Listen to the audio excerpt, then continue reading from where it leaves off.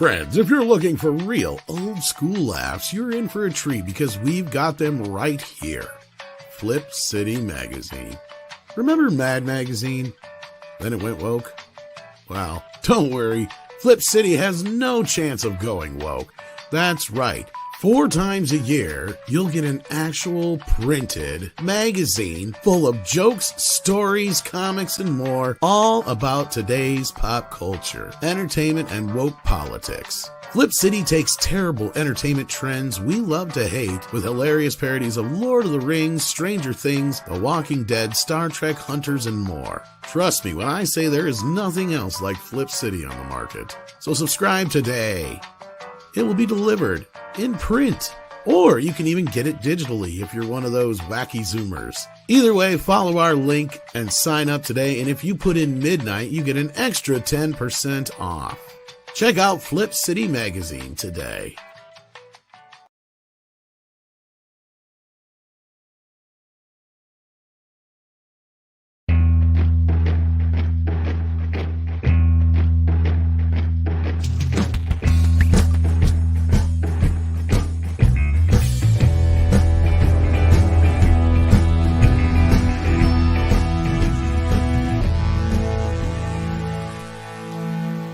Good morning and happy Groundhog's Day to everybody out there in YouTube land. Good morning and welcome everybody and happy Groundhog's Day out there in YouTube land. Good morning. Sorry, I already did that twice. We also have Culture Casino with us this morning. How you doing, Culture? Hey, this is the perfect day to sit down and watch my favorite Bill Murray film, Groundhog Day. That is your favorite Bill Murray film? Okay. No, I thought that was something to say. It's the beginning of the show. What do you want me to do? Okay, Phil. We also have the boss man, of course, with us. Andre, how you doing? Greetings. I like Groundhog Day just fine, and I had no idea that it was Groundhog's Day, as in the actual day with that animal today. What the hell? Yeah, they need to release a sequel to Groundhog Day and just put the original film in theaters again. Yeah, that'd be fun. That'd be fun. I was about to ask, what the hell kind of an animal is a groundhog? When I figure, oh, it's a groundhog, isn't it? It's like a rat mixed with a rat. It's not a rat at all. Big rat. I know, it's a big rat. Tailless like giant rat. kind of. Yeah. Except looks more like a beaver without a flat tail. Kind of, yeah. Yeah. Paul's right. And to be clear, when I said beaver, I didn't mean the flat tail, build like stuff in water kind. But yeah, anyway. No, we know what you're saying. Yeah. We also have with us Paul, of course, from Canada. How you doing? I keep confusing Groundhog Day with Easter when Jesus comes out of the cave and sees its shadow. And he gets scared, runs back in and hides. There's another 2 years of pestilence. We also have with us this morning a very special guest, somebody who hasn't been with us at least for a little bit, I don't think. Mr. WW Pro. Okay, Midnight's Edgers, rise and shine, and don't forget your booties because it's cold out there today. It's cold out there every day. Thank you, Tom. I was hoping you'd do that. It's the Pro Wolfman station on YouTube. That song again.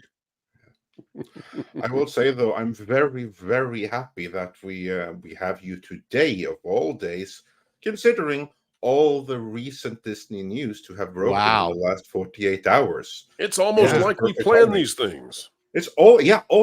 You'd think so. It's weird how that works. So yeah, we're going to get into all of that, and George R.R. Martin is blaming you guys and Trump for not finishing his book. It was my fault specifically. Yes, well, he said you, Paul, specifically. I know. George, what's going on?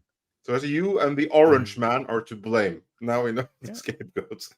Well, he said if you quit calling him every 15, 20 minutes and asking him how the book's going. How's it going? How's it going? How's it going? How's it going? Did you get another page written? How's it going?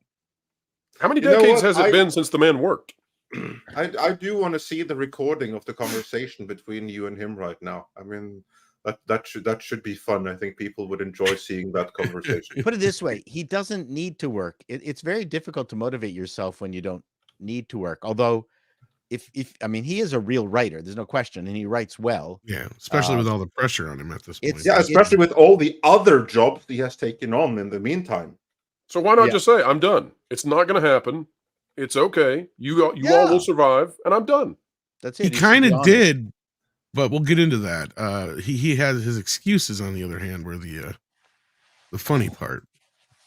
But we'll get to that, and we'll get to some other things like the Disney news, because that is a big deal. And I have a feeling that we're not going to be hearing too much about it in the main media, but you'll be hearing plenty about it from WDW Pro. That's right. And That Park Place, which Jonas J. Campbell, I think, broke the story. Figuring out, putting the numbers together. Not to be confused with that place that I parked. Oh, no, definitely not. That's a whole different situation and scenario. And I can't find it. And we also have to give loads of cred to someone that has visited both That Park Place and Midnight's Edge and spoken about it before and gotten lots of flack for it, but in the end was proven entirely correct. Namely, a certain lawyer, isn't that right, Tom? And WDW, there was a lawyer who kind of predicted the outcome here, wasn't it? What was his name again? That sexy man Andrew. Yeah, that was the one, Andrew Esquire. Legal mindset. Indeed. How many said that Florida was taking on the wrong target and that Disney was too big, and just how stupid the government of Florida was going to be made to look? And it was protected by the First Amendment. All these how many ran with that freedom of speech bullshit? And the whole time we said, I'm sorry, Disney isn't a party to this. Disney was not dissolved. A government was. Indeed, and to be clear, when I say that freedom of speech bullshit, I'm not saying that freedom of speech is bullshit. I'm saying that freedom of speech was a bullshit as an argument when used by Disney against Florida. If I may, you were saying that's not how the Force works. Kind of, yes. I was literally typing that in the private chat, Tom. But yes, it's still the best line in that whole movie. What movie? I don't remember. Exactly. Like it's just that clip. It's hilarious. But that's a story for another day. No, we also have another Canadian joining us, Script Doctor. How you doing? Hey, I'm well. You guys still on the intros? Cool. Not as late as I expected. Sort of, kind of. Yeah, we're just getting just finished up the intros. And we're just getting into the. Just getting warmed up and hyped up. Just getting warmed up. Topics. Yeah. But before I check in with the audience, somebody saw Argyle here today, and this movie's been getting just trashed. Oh man, on the internet. No, I saw your culture. I wanted to ask your feelings real quick before we break into the super chats and main story. So I always start all my reviews with I saw a movie, so you didn't have to, and then I kind of will lead with one way or the other at the beginning. And this is one I'm going to tell everybody you're going to decide for yourself. Look, I mean, I can understand why people are having such a negative take on it, but I can understand why people are enjoying it. It is a dumb, fun film. It's not going to make the numbers that they need it to. They wanted to build a film franchise off it. It's based on an idea that somebody writes something and it seems to be corresponding with what has actually been happening in the real world. It's all about a spy that's a work of fiction, but not. And the entire film and the way it's presented to the audience through the trailers is just it's a lie. I mean, it's not a mean lie. They're not doing it on purpose. It's just they kind of have to hide the game from you. And by the time you get to the third act, I think the audience gets exhausted with the amount of twists and turns and everything else. And it was just too long. It needed to be cut 5 to 10 minutes at the end. The very last element was unnecessary and had to give somebody a heroic moment for zero reason. I think that was the thing that kind of set me on a lower score trajectory. Overall, it's not as much a Cavill project as it is a group effort, and they in a lot of ways they leaned into the wrong character. But if you like Romancing the Stone, Jewel of the Nile mixed with a spy film, and maybe a couple of other things, and if you really like Sam, you're going to enjoy this film.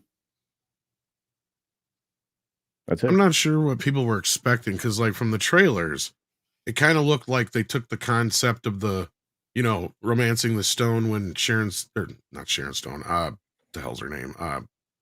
Kathleen Turner.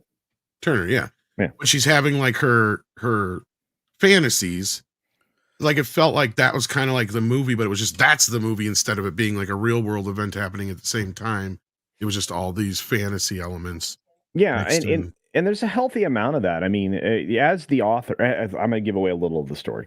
As an author who is Bryce Dallas Howard, she's the author writing these books. And at the very beginning in the bookstore, they say, well, everybody who's writing these books is, turns out to be a spy or whatever. So, there's kind of a, that kind of a thing and premise set up in this. But if you like, Sam Rockwell, he is the best thing about this movie. I love Sam Rockwell. He's awesome. And he gets to be very Sam Rockwell in this film, except with a more adult tone. And if you're looking for there to be masculinity, it's on display. But there's some ridiculous leanings into some, female power stuff that you go, I'm not buying that completely. Regardless, if you turn your brain off, this film, the only Don't advertise people that turn their brain off culture. Come on. Well, the only it's true. The only thing that this film truly brings is just dumb fun. And if you walk in there and looking for that, you're gonna have a good time. If you liked the original Kingsman film, you're gonna like this. In fact, this is related to the Kingsman. I'm not gonna give away why. There is a end credits scene that is just inside the beginning of the end credits. So if you can tolerate 2 more minutes of the main names running by in front of your face, you'll get to see a scene that leads into the idea that they have to make this a franchise set of films. But it sounds like Henry Cavill doesn't expect it to be, because he says it depends on film, the reaction of the audience. And I'm thinking, unfortunately, they're not going to get the numbers that they need to make this a franchise. But we'll see. So you're saying it shares continuity with Kingsman? Like, I'm not terribly surprised, given that I'm going to say there is definitely an allusion to Kingsman at the very end. So yeah. Oh, and one of the beautiful visual effects that you'll see towards the end of this film, you're going to recognize from a Kingsman film. Do all the cast members eat at a shawarma place at the very end? No, it is not the Avengers. Oh, okay. But it is a great Joss Whedonisms. It's a great. No, there isn't any Josh Whedonisms, but there is, like I said, there's a great cast here. And I mean, if you can ignore, I know a lot of people like Dua Lipa. I think that's just no. But I mean, if there are a couple people, if you can ignore, you're going to have a great time. Happy to ignore Dua Lipa. Yeah. So I'm like you said, this film falls right in the middle of the scale for me, or slightly better. It's a better than the current average film, which isn't high praise, but it is better than the current average film. So. No, I understand completely. Well, Mr. H and Force of Light looked like they enjoyed it, but everybody else didn't seem to like it so much. It's very harsh. I mean, if people are looking for a message about girl power, they're going to find it. It just wasn't the prevailing thing in the film. Well, I wonder, and that's why I asked about, like, I wonder what people are expecting, because, like, I wonder if people are going in expecting, like, a funny 007 or, like, another Kingsman. Well, and again, like I said, from the trailers, I definitely could tell this was like I said, the romancing the stone bit, but just expanded into an entire movie. Well, and that's the other problem, right? Is initially when this was offered as a teaser in the first trailer that came out that we saw, we were like, "Oh, Henry Cavill project, fantastic! He gets to be funny and, spoof a spy." Well, that's not what it is. I mean, it's just Sandra Bullock movie was also a romancing the stone. Borrower. Yeah, it's in that same vein, actually. To be fair, so it's like, turn your brain off. It's good fun, that script says. I get where script's saying you shouldn't, but look, sometimes I like to be able to just sit down and not think. Yeah. Like, I just watched The Bourne Identity for the first time since it came out, because I hated it when it first came out. But this time I found myself being able to just kind of chill and not have to overthink everything, because the movie does all the thinking for me. I'm one person who did not like the Bourne Identity movies. I didn't like it the first time I saw it, but this time out, I was like, maybe it's just because shit's so bad now. I'm like, you know what? This was actually not that bad. It was like, yeah, it was kind of enjoyable. I didn't have to think too much. It's like, that's what I understand when culture's like turn your brain off kind of thing. Yeah. I mean, the problem with the Bourne films is it gave us 2 bad things. One, it gave us shaky cam. Thank you. That's the first thing. But the second thing is the up close fight scene where you can't really see if anything's happening. Well, especially in Bourne Supremacy, from what I've been noticing. I shut that one off about 2/3. The Atomic Blonde fight scenes were better than in the Bourne Yeah, movies. that's I didn't actually mean true. to derail this, but my No. point was like, yeah, sometimes it's fun to just be able to kind of chill and not think Yeah, too hard. and that's why, like you said, I mean, I put this in the same category as probably Mr. H is going to, which is dumb fun. Go in there with dumb fun, and it'll be fine. This one is, I was equally balanced on saying you can watch this on streaming or you can watch it in a theater if you're looking for. Wow, Sander. I wouldn't have been upset if I accidentally watched The Porn Identity, probably. Yeah, but no, if you go in there, like I said, and this is an equally matched film, so you can see it on streaming and be like, oh, well, that was an interesting distraction, or you can go and if you're looking for something to do out in the world, then this is an interesting distraction, possibly. There you go. There you go. All right. Well, thank you for your quick review on that, Culture. We appreciate that. And we're gonna get into some super chats now. We got Packing Protons here who says, chance of Disney being dismal today, 100%. Oh, I'm sorry. You didn't want to talk about the weather, or are you packing protons because it's cold outside and you're just out in your underwear? Yeah, no, like he's right though. Every day is a new day for problems for Disney. Because shrinkage, is a problem in the cold. I bet Bob would just love it if he'd wake up and it wasn't a 2-shower day. I think he'd love it if he was back being a weatherman for ABC. He used to love those days, but now I bet he's dreading them because every day is a new experience in the Magic Kingdom. With more shrinkage for the Disney share price. Yeah. So we're gonna get to that. We're gonna get to that very shortly, actually. Packing protons. So hang on to that thought. Dr. Long Donglers in the house sending £1.99, reminding you to pound. Thank you, pounder. Like button. It's the quarter pounder. It's a quarter pounder. CC Karaoke's in the house, says, sir, he says it's $3.33 Canadian, eh? Says, Sir Pentius is the hero we deserve from Has-Been Hotel. He's been liking this Has-Been Hotel. I think this is directed at maybe for you, Pro. I don't know. So he and Michelle did an excellent debate on my channel about Has-Been Hotel, about whether it's offensive or inoffensive. So I defer to the. You know what? We took a poll. So, Paul, we took a poll of the audiences they were watching, and it was actually 50-50 straight down the middle as to what audience members thought about it. Well, so, that's a good thing. It is. That is very pleasantly surprising. Then they're doing something right. Well, like I said, I only had a couple of problems with the show so far from what I've seen of it, but yeah. It's one of those things. I can understand why people have issues. Remain ambiguous. Montaro, is that how you say that? I think so. Has been a member for 19 months. Thank you so much. Coffee Lover has been a member for 13 months. Thank you for that. Patrick Robinson is here and sends in $9.99 and says, my birthday is tomorrow. Don't worry, Bat Tom does not have to sing. Oh, but he just might. Just want to be wished happy birthday from all of you. Thanks. Happy birthday, Patrick. Indeed. Happy birthday, Patrick. Also, hey, Patrick, love that Carrey is coming back for what are you Sonic gonna do? 3. I don't know, SpongeBob.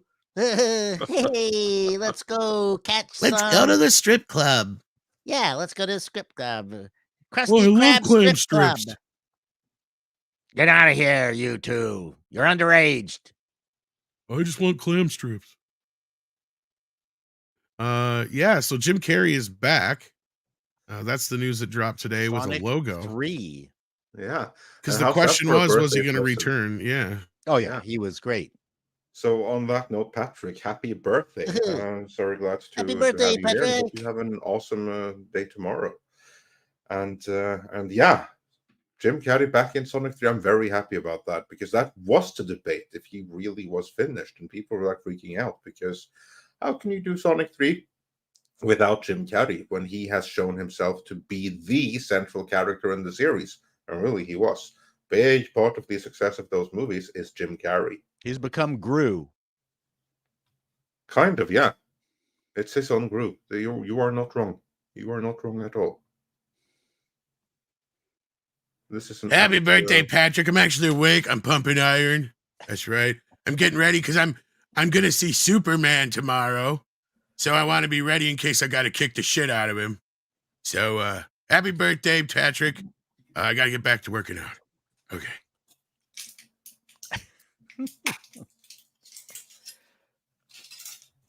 Oh, well. Bye, He's Batman. been feverishly working out ever since he heard that we're talking to Dean Cain tomorrow. Bye, Bats. freaking out. He's all worried now. Hey, Those, you might want to stay away from Harley Quinn. It's going to make for a bad birthday. I've heard. Yeah. I've heard. Yeah. At least you're not the Flash. You didn't get the wee treatment. But yeah, speaking of Flash, Yellow Flash will be having Dean Cain on tomorrow night. So he's getting all pumped up and ready to fight Dean Cain. He thinks he's going to fight him. Hollywood Apocalypse sends in 14 South African rands and says, when is Apple joining the bidding war for Paramount? Never. Well, Never. this is heating up now, actually, though. That's the thing. Yesterday, the board is getting together to finally go through all these offers. They've had a few. As of now, I don't think Apple has joined the war. These guys don't seem to think it will happen. I would say never say never. I think they're going to go for the Chipotle offer. Well, they've got 3 offers. It sounds like you've got Byron Allen, Skydance, and the Warner merger. I'm going to say that the Byron Allen offer is less appealing. He's actually, I mean, he's really only offering the ability to take over the debt, which is about $15 billion, and giving them a $14 billion check. Which isn't much better than what Skydance is offering. Yeah. So that's what I'm saying. The only one here, I don't know. Warner's probably the only one that makes sense to Shari. And would probably make some money for Sherry. Exactly. That's what I was thinking. I mean, you have to consider this. I mean, Paramount's trying to make themselves as appealing as possible. They went through the process the last couple of days of eliminating all their individual streaming pieces. So, like, if you had just the Nickelodeon streaming app on your phone or television or whatever, that went dark because they're combining all of those things into their streaming service overall. So you're going to see all that kind of stuff happen. In fact, hey, look, I see that happening to everybody. I see everybody shutting down their little individual pieces and only going out with their one product just to try to save additional redundancy and money. But this Shari Redstone deal, I mean, she wouldn't be in this position if she hadn't tried to recombine the companies. That was the stupidest thing ever. I wonder in 5 years how many streaming services are going to be left. 4. Yep, 4 or 5, I would say. I think it's going to be similar to the gaming industry, where you have just a few consoles, and that's the platform by which you. Well, let's modeling the actual network industry. There are 3 major networks, then Fox. Yeah. That was your 4, and that's it. Yeah. And they tried to do it with UPN, and it caved in. And same thing with the Warner Brothers. They tried, and it caved into. 4 seems to be the sweet number at most. But generally, in the world of technology, the first mover wins. Almost always. And Netflix still continues to have such a long lead that I don't know what the other companies were thinking. Obviously, well, we all said that, yeah. You know, they saw money, but apart from the fact that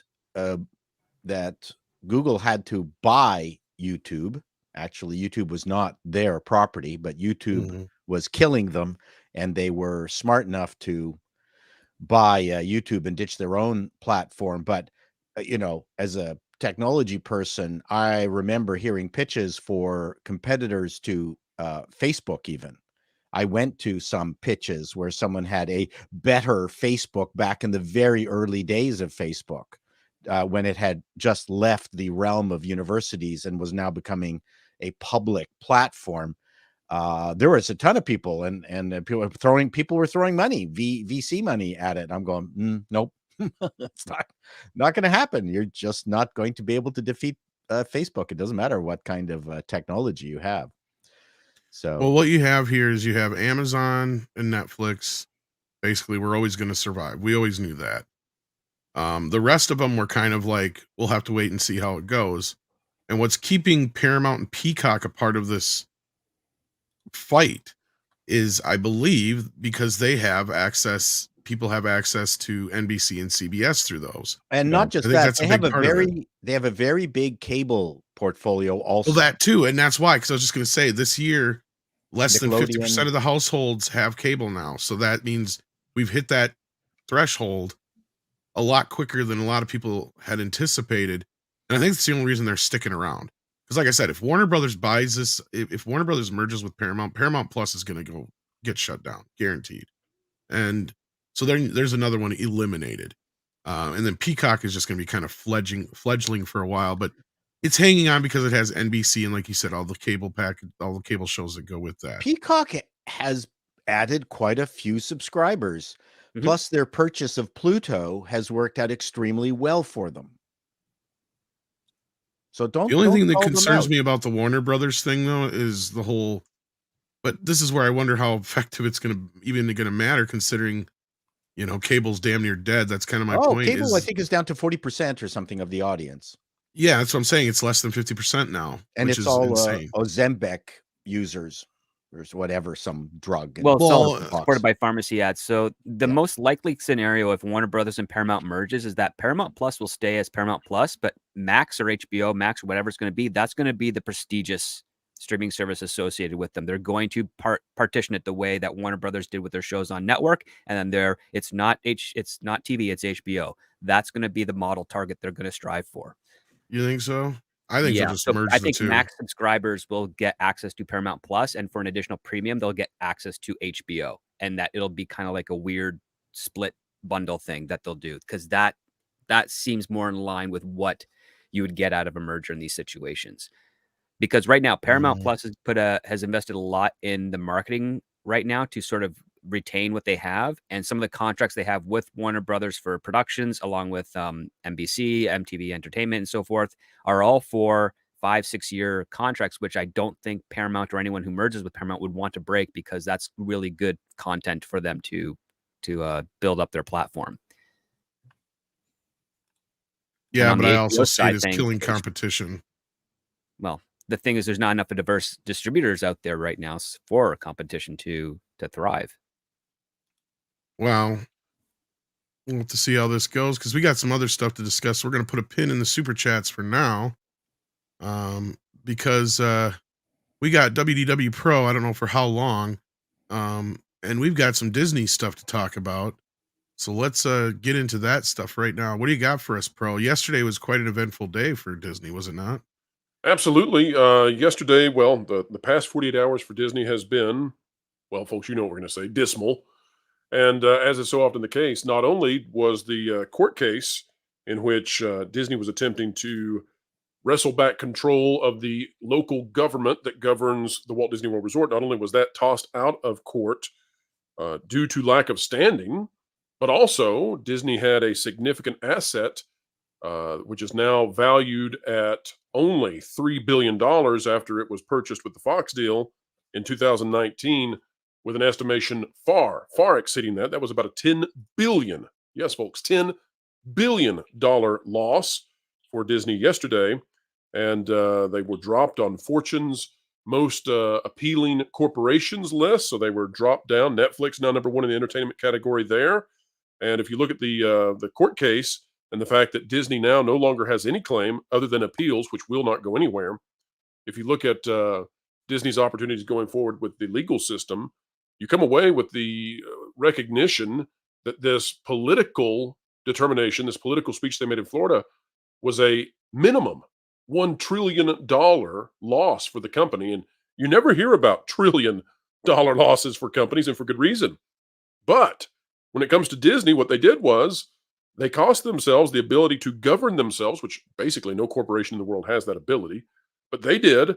They had their own little Vatican City in Central Florida, and they decided to speak out about children's education issues regarding intimate things and when the official state curriculum would teach children about those. And parents didn't like that. Floridians didn't like that. And so they began to look at Disney. They put a little sunshine on what was going on and discovered that Disney had basically taken full control over the last 5 decades of a local government that controlled their theme park. When you add all the cost now of Disney now having to pay taxes, having to have all the normal regulations that they got to avoid in the past, when you look at the impact fees that Disney will have to pay, same as everybody else, and then you run the numbers and you say, well, Walt Disney World is probably going to exist for another 100 years minimum, maybe 150, maybe 200 years, whatever you want to say. We have no idea how that's going to play out, but it's going to be there for a very, very, very, very long time.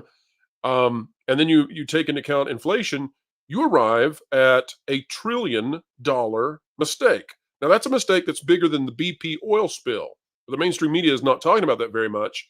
They're definitely not talking about it at that scale or that scope, but we know that's the truth. And we've been reporting on this accurately now for more than a year. So everybody just remember that all the pixie dusters and all of the mainstreamers out there who they said that Florida was too big and that, that Florida was too small and Disney was too big and that Florida didn't know what it was doing and all of this stuff. When they championed and cheerleaded for Disney and for Bob Iger to do this, when this was the means by which they tossed Bob Chapek out into his island resort and put Bob Iger back in the 2-shower power desk, well, that came with $1 trillion price tag. And shareholders, especially given this earnings report that's coming up, shareholders should be livid that political speech that had absolutely nothing to do with the company's fortunes or future, that political speech, which is acknowledged now by Disney as having been explicitly political, not having anything, not one iota of intent towards making money, that political speech, that arbitrary political interference into Floridians' lives cost shareholders $1 trillion over however long Disney World exists. It is a huge story. And this appeal that Disney has done is just to try to delay, because there is no way that they're going to win. For Disney to win their appeal, which will go to the 11th Circuit Court of Appeals, for Disney to win that appeal, Disney doesn't have to prove that something was done to them that was wrong. That they didn't even make it that far. Disney has to prove that they're a valid plaintiff. In other words, Disney's court case that was much ballyhooed by the media was thrown out because they don't have standing, because they were not a party to any grievance that happened, because this was a dissolution of a local government. Disney isn't a local government, no matter how much they thought they were. And so a dissolution of a local government by the presiding government that's above them, the state government, has nothing to do with Disney, other than the fact that Disney is one of the residents within that, one of the property owners within that, one of the impacted entities within that local government. They're not the only one. And so it was tossed out because there's no standing. So for Disney to win the appeal, they would actually have to transform what standing means in the legal enterprise of North America. And that is not going to happen. That's just, there's no way in the world that a majority of justices, a majority of judges are going to listen to that and say, yes, we would like to upend the meaning of standing for the entire legal system and be slapped down in a week by the Supreme Court so that we can appease the mouse. There's no way that is going to happen. Ultimately, Disney's plan, I believe, and this is what Andrew said on the channel this morning, ultimately Disney's plan is to try to just get some more time. And why? Why do they need more time? Why is it worth it to put these frivolous appeals up? Well, because Nelson Peltz is waging a proxy war. And if this was the end of it, Bob Iger would have to admit utter defeat in the upcoming earnings report and then the ballot come April. So they're not going to do that. They're going to continue to pretend that they're fighting when in fact, the fighting is no more and the $1 trillion price tag is here for the mouse to stay. Well, the other issue is that a shareholder could sue Disney for abandoning its fiduciary duties by being wanton and reckless with regards to something that has nothing to do with its core business. And I think, Paul, that's on the way. I'm not here to give, because we don't want to stray into financial advice where I'm telling you what's going to happen to the company and what you should do with your shares, your stocks, what have you. But I can't imagine a future where there's not lawsuits happening. Well, I'm just saying that is fairly common. Even Right. Apple got sued by one of its shareholders, big shareholders, for giving too much money to charity. And this happens all the time. And, people are litigious, even at the worst of times. But this is, well, yes, but completely ridiculous. But at least those shareholders have standing, Paul. Yeah, and this has been a very public fight, right? And Disney picked the fight. That's the problem. Right. And the board is going to be, now they're crying cry bully. Yeah. Well, and look, the person that was leading the charge wasn't even leading the company at the time, which was Bob Iger. Look, the company never would have been put in this position where they were working against their investors' best interests had, Iger not, put in place all these ridiculous notions of reimagine tomorrow and all this DIE stuff and everything else. Had he not been actively from the sideline yelling and being a cheerleader for opposing this, which he was. I mean, going back into March of, 2022, he was really working against Chapek, and, probably the best person that they could have had in the position at the time, their PR guy, who, was well respected and giving solid advice, which is to stay out of this. Right. They didn't. This was a shadow campaign to remove Bob Chapek because Bob Chapek, as Culture was saying, was moderating the company. And that had to be stopped. And in fact, this entire kerfuffle in Florida all broke loose weeks before Bob Chapek was set to change official corporate policy at the company to get away from attacking fans and to get away from creating divisive content. The official policy was set to come out in a few weeks. And that's when this all blew up. And I think it's because that policy was going to be board enforced. It was going to be board supported. And the Igerites needed to shift that rapidly. Oh, yeah.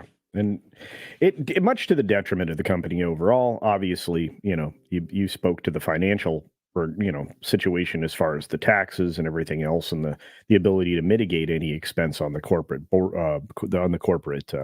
bottom line on the spreadsheets to tell everybody what you're making. But the damage is far worse than that. The opinion of Disney has dropped substantially, and the opinion of Wall Street has dropped substantially, hasn't it, bro? Well, isn't it amazing, Culture, that you've got a company which is now being penalized by its own stupidity? This is a cell phone. The company's being penalized by its own stupidity, $1 trillion minimum. There's no telling it. You get into what kind of, the number can't be accurately ascertained because we don't know how long the theme park will exist, the theme park resort. But it's going to exist a really, really, really long time. Even if it is, bought by someone else, it's still going to be paying these penalties. And I say penalty in the sense of it's going to be paying its fair share that every other company pays that it was exempt from. And a tremendous number of ways, because this was really a unique situation, just how many perks and benefits and special exemptions this place had. So isn't it amazing that you have this amount of money, which dwarfs the cost of the BP oil spill from the biggest entertainment company in the world, and the media is not covering it that way. And at the same time, we also have, within the same 24, 48 hours, you have this announcement about the business that Disney was doing in India, which was valued at something like, $15 billion back in 2019? Yeah, well, back then, they managed to knock that value down. Right now, it's valued at $3.5 billion, easily in excess of a $10 billion loss in a valuation of a major asset, which they're now selling. Yeah. So you've got a $10 billion loss there. This is just unsustainable. And so I don't know what they're going to do, with Bob Iger. I don't know what they're going to do with the board. You can't have, in one 24-hour to 48-hour period, $1 trillion hit and a $10 billion hit. I mean, I don't know how to put these numbers in perspective because they're just so huge. And one 100th of this would sink a normal company.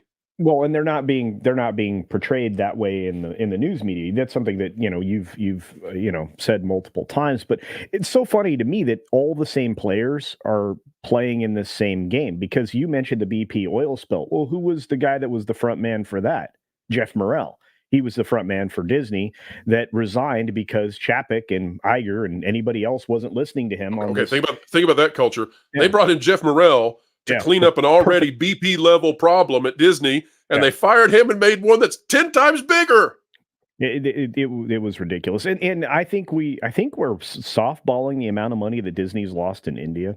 I think we are. I think it's probably closer to 12 billion that they've lost in valuation of their India holdings. There's going to be a day where we're like, and Disney's lost another $7 trillion out of sheer stupidity, folks. I mean, because these numbers boggle the mind. But the problem is too, Pro, and I'm not sure if anybody else here would agree, you're dealing with the fact that Disney's building their House of Cards on sand. I mean, it's worse than building it on no foundation at all. It's water would be more appropriate. Yeah, exactly. And that seems to be the norm for them now. This India deal was built on all of these other things perfectly aligning and not screwing up at all. And then you have Z Media do what they did with Sony. Well, Sony probably looked at that, and I mentioned this in a video that never got released to the public with Jonas, unfortunately, because the story got bigger, and that's just what happens with these things. Every single story we report on gets it bigger. But anyway, Sony looks at this deal with Z and goes, "You haven't performed. It's been 2 years. You haven't performed. We're walking away. You owe us $50 million, which you don't have." Right. So Sony walks away from that, probably in part because they don't want to partner up with Disney in any other way than they have to right now with the Marvel Spider-Man thing. But they're like, you know what? Disney's not doing well. We don't need this. And this deal is not going to happen. Therefore, Z can't perform on the deal that they have with Disney over cricket rights. So that gets sideways. And because they no longer have access to these cricket rights, the deal with Reliance in India, to have them acquire 60% in a merger of non-equals in this situation, as Jonas is fond of saying, you end up with Disney losing so much valuation that, as you mentioned, it's worth about $3.4 billion, what they have in India, from 16 billion, 15.5 billion to 3.4, 3.6 billion. So you tell me what kind of a businessman Bob Iger has turned out to be in his late 60s, early 70s. A weatherman. This is This is a man who decided to insert the company into determining when and how 4-year-olds would be taught about gender issues. Yeah. And as a result, cost his company $1 trillion. And this is a man who, with this Fox deal, which, I have not seen any significant return on the Fox deal that is suffice for what they paid. But not only is that a bad deal in and of itself, at the same time, this is a man who bought these rights that you're talking about for India, for media in India, bought it with an evaluation at 16 billion, and now it's worth 3.5. What kind of a man is this that has that kind of a terrible track record in the last few years? He is horrendous. As good as, think about this too, okay? Think about Feige out of Marvel. Think about the run that he had, and now think about the fact that he's now presided over perhaps the largest flop in the history of cinema with the Marvels. It's like something has happened to these guys at the top, and the girls too. How do you go from what Feige had with the Midas touch to that situation? How do you go with Bob Iger being the guy who buys Pixar, the guy who continues this Disney renaissance into great success, and now he's this guy? Hold on. Yes. You're assuming that there won't be a bigger failure than the Marvels. Well, Indy's I really object to the way you've characterized wow the Marvels. There could be a bigger one later. Captain America. Captain America, I was just about to say, Yeah. given the money that goes into reshooting Act 1, 2, and 3 of that. I just want to be accurate on this show because Andre demands this kind of analysis from me. Yeah. This is true. That's why you're here, Paul. Well, that and the nude pictures. All I can say is we are here right now because Bob Iger thinks his perception of right and wrong is more important than what parents think is right and wrong in the state of Florida. He's paid to be right and wrong, isn't he? Or he's paid to be right. I think it's out of control. I think, again, one of the things that I've noticed in modern businesses is how the staff have seemed to have taken over and are doing their own stuff, just like at the AMC theaters where they were turning off the air conditioning. Anyone who went to see Sound of Freedom, that wasn't management, that was staff that decided to take things over. I've mentioned before, the staff at a book publisher here in Toronto, who the staff were objected to Peterson's latest book that's actually going to pay their salary. The companies have no longer know how to control their employees. And this is, I think, Disney, a lot of stuff that's happening at Disney isn't even managed by generated by the managers. It's generated by the staff that are doing ad hoc things, just like the disclaimer that I made fun of for the Aristocats video, although that disclaimer is common, but again, someone decided that 2 seconds of cats with chopsticks in their paws was somehow offensive to children and needed this massive gobbledygook disclaimer. Inclusion through exclusion. Can't have chopsticks. Nope. Cats can't have chopsticks. That is cultural appropriation. Paul, don't you dare use a chopstick. Don't you dare eat sushi, sir. I have to place blame where it belongs. Thanks, Canada, for these kind of notions. We appreciate it. I'm going to blame the academies. This is what we saw coming, and not the entertainment academy. I'm talking about the Ivy Leagues. This is what we watched the last decade, and we all said, "Oh no, wait till these people get in the workforce." And here they are, and they're doing the same thing that they did on the college campuses, except it's with the corporations, and the corporations didn't stop it, and they deserve what they're going through right now.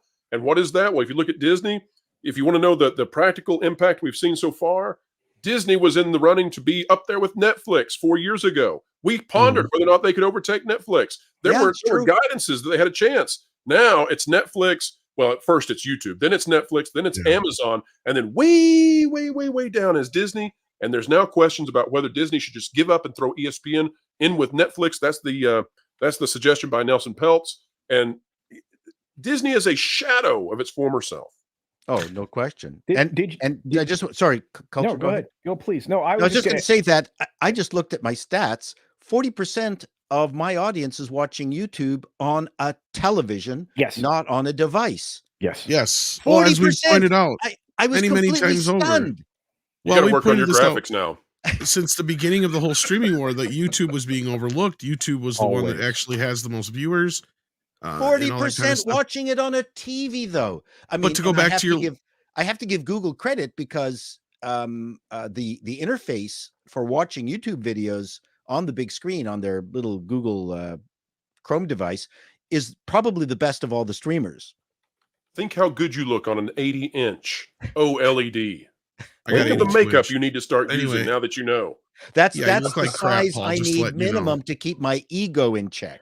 Well, let me introduce this other idea when it comes to. Well, before you do that, I just wanted to respond to Paul's. I've been trying to say this for the last 5 minutes. The answer is already out there, like we've been saying for a while. Yes, you are right, Paul. A lot of this comes from the quote unquote creative level, and that's what we're learning, or at least being confirmed now with film threats reporting, stuff that we've been saying for years. That these people that are in there, they're the ones that are doing this, and it's a group of people that are basically buying into this political Marxism or whatever you want to call it. They're the same people that got Gina Carano booted. They're the problem, right? And it's people like Bob Iger who are allowing this shit to continue. But anyway, they're enabling it because they're pulling in an old tactic, which is that if enough employees are in lockstep with a certain agenda or a certain ideology, they can actually walk out and leave the company crippled for a temporary time, because the company would have to then rehire and retrain all those people. And what happens when you have bad management? They don't take the risk into the rehire and retrain. They're like, well, we'll just keep these people on longer so that we don't have to worry about that extra expense. Which is what I think exactly what happened during the Florida incident, because otherwise, any other time in history, those people would have just been shit canned. Yeah, right. And they should have been. I mean, and look, back to the most important thing that Pro brought up when it comes to YouTube and how important it is in regards to streaming. Yesterday or day before yesterday, it was announced formally that that YouTube had actually crossed the 100 million mark in paid premium subscribers to YouTube. Wow. Just the premium level, not YouTube TV, but just premium subscribers, so they don't get ads. Consider that when you consider that, YouTube's on the warpath against ad blockers. They are desperate for that money, but at the same time, they're collecting a giant pile of money. 100 million subscribers. 100 million subscribers to YouTube Premium. YouTube Premium is pretty good. Yeah. Meanwhile, if you want to know where this goes in terms of success versus anti-success, which it's not failure, it's anti-success. You have groups which are actively attempting to sabotage success. Yeah. If Disney doesn't get their head wrapped around this, and if these other companies don't, then you end up with these rock steady situations where you have activists coming in as third parties and quote unquote consulting, so that you have the Flash not Yellow Flash, but literally the character, the Flash, being urinated upon, his corpse, and you have Batman being, shot in the head and all this.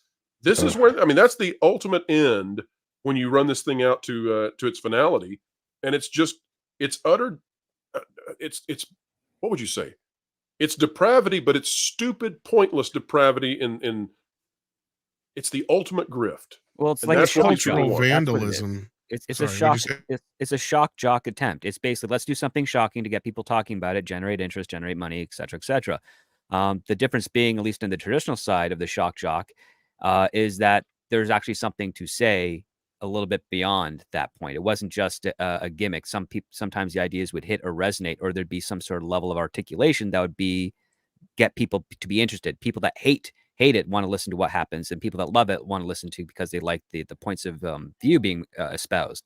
But when you have something in regards to activists coming in here to do something edgy and shocking, they're doing it really for the flash in the pan approach, not seeing the fact that it's not going to actually facilitate growth within the company.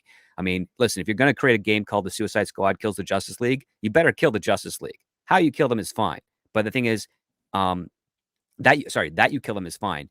It's how you go about doing it. What's the most creative way? What's authentic to the characters? What's more dramatic? What gets an emotional response out of people? I think some emotional responses are very justified, but I've been hearing more commentary that the gameplay and the microtransactions or things of similar force are what's really plaguing the system. And then you have the other aspect is that the story is really bland as well. Right. It's not only depraved. It's not only an inversion of basic morality. Well, it means It about also- villains. It's supposed to be an inversion of basic morality. Don't sidestep it and say that villains have to be good. That's a bad message to promote, because that's exactly what some of these activists are trying to do. Well, what I would say is that Harley Quinn has always been presented as a sort of a victim anti-hero. So she's victimized by the Joker, and then she exists as sort of this anti-hero where she makes the good decision on at times.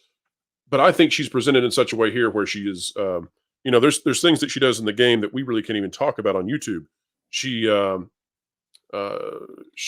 intimately assaults one of the heroes who's tied up. You've got the urination on a character's corpse. I mean, these things go a little far, and I think they desecrate the symbolism of Harley Quinn. Right? I think it actually damages that character.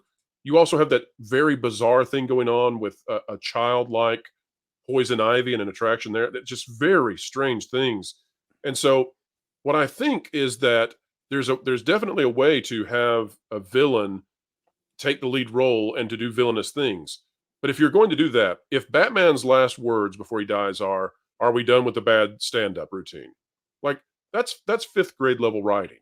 Yes. So there's no gravitas to it. And then at the same time, you're damaging the brand overall.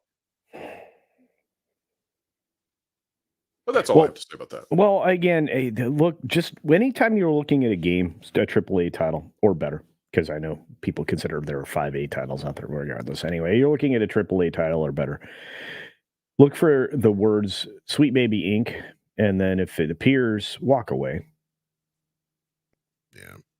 Well, was there any more on the Disney front that we had to touch on? Sure, there's one big part. So the question being is, when is the appeal scheduled to be heard in court? And then how close is that to IATSE's negotiations? Because Disney's being rumored as the one holdout because they've lost so much money over the last year that they don't want to play ball with IATSE, which means it could facilitate another strike, which means Nelson Peltz, if he's smart, could try and use that to weaponize himself to get back into the board positions to select members on the seat. But sorry, select members to be seated. So Disney wants to ruin the industry some more by initiating another strike. Oh, fantastic. So yeah, right now I know that Paramount and Warner Brothers are all game for playing ball. It's a little up in the air on Universal side of things, and Sony hasn't made any comments as far as I've heard. Wow. So my understanding is that they do not yet have they don't have a date yet. It's not been filed. Well, I'm looking to see if it has been filed technically yet, or if Disney's just said they were going to file. I think they filed it yesterday. Really? I didn't see anything. I think they did. I think they filed it yesterday, but I don't think there's been a court response yet. So I don't know that there's a timeline yet as to when they might get a decision. That said, the chance of this succeeding is absolutely minuscule. Oh, you are correct. They did file it. They would have to they would have to have a panel of judges in the majority decide that Disney had standing, and that would require rewriting the meaning of standing. So that would be slapped down by the U.S. Supreme Court very fast. So that it would be a watershed kind of decision. I can't imagine this being successful. For Disney, though, I think their goal is to muck this up until at least past April. They need to get through these ballot votes, still being able to say we're in current, legal action against DeSantis and Sif Todd and all of that. I think the strangest thing is even in this appeal story that I'm looking at right now, which is over on the CNN, which is a controversial extremist organization.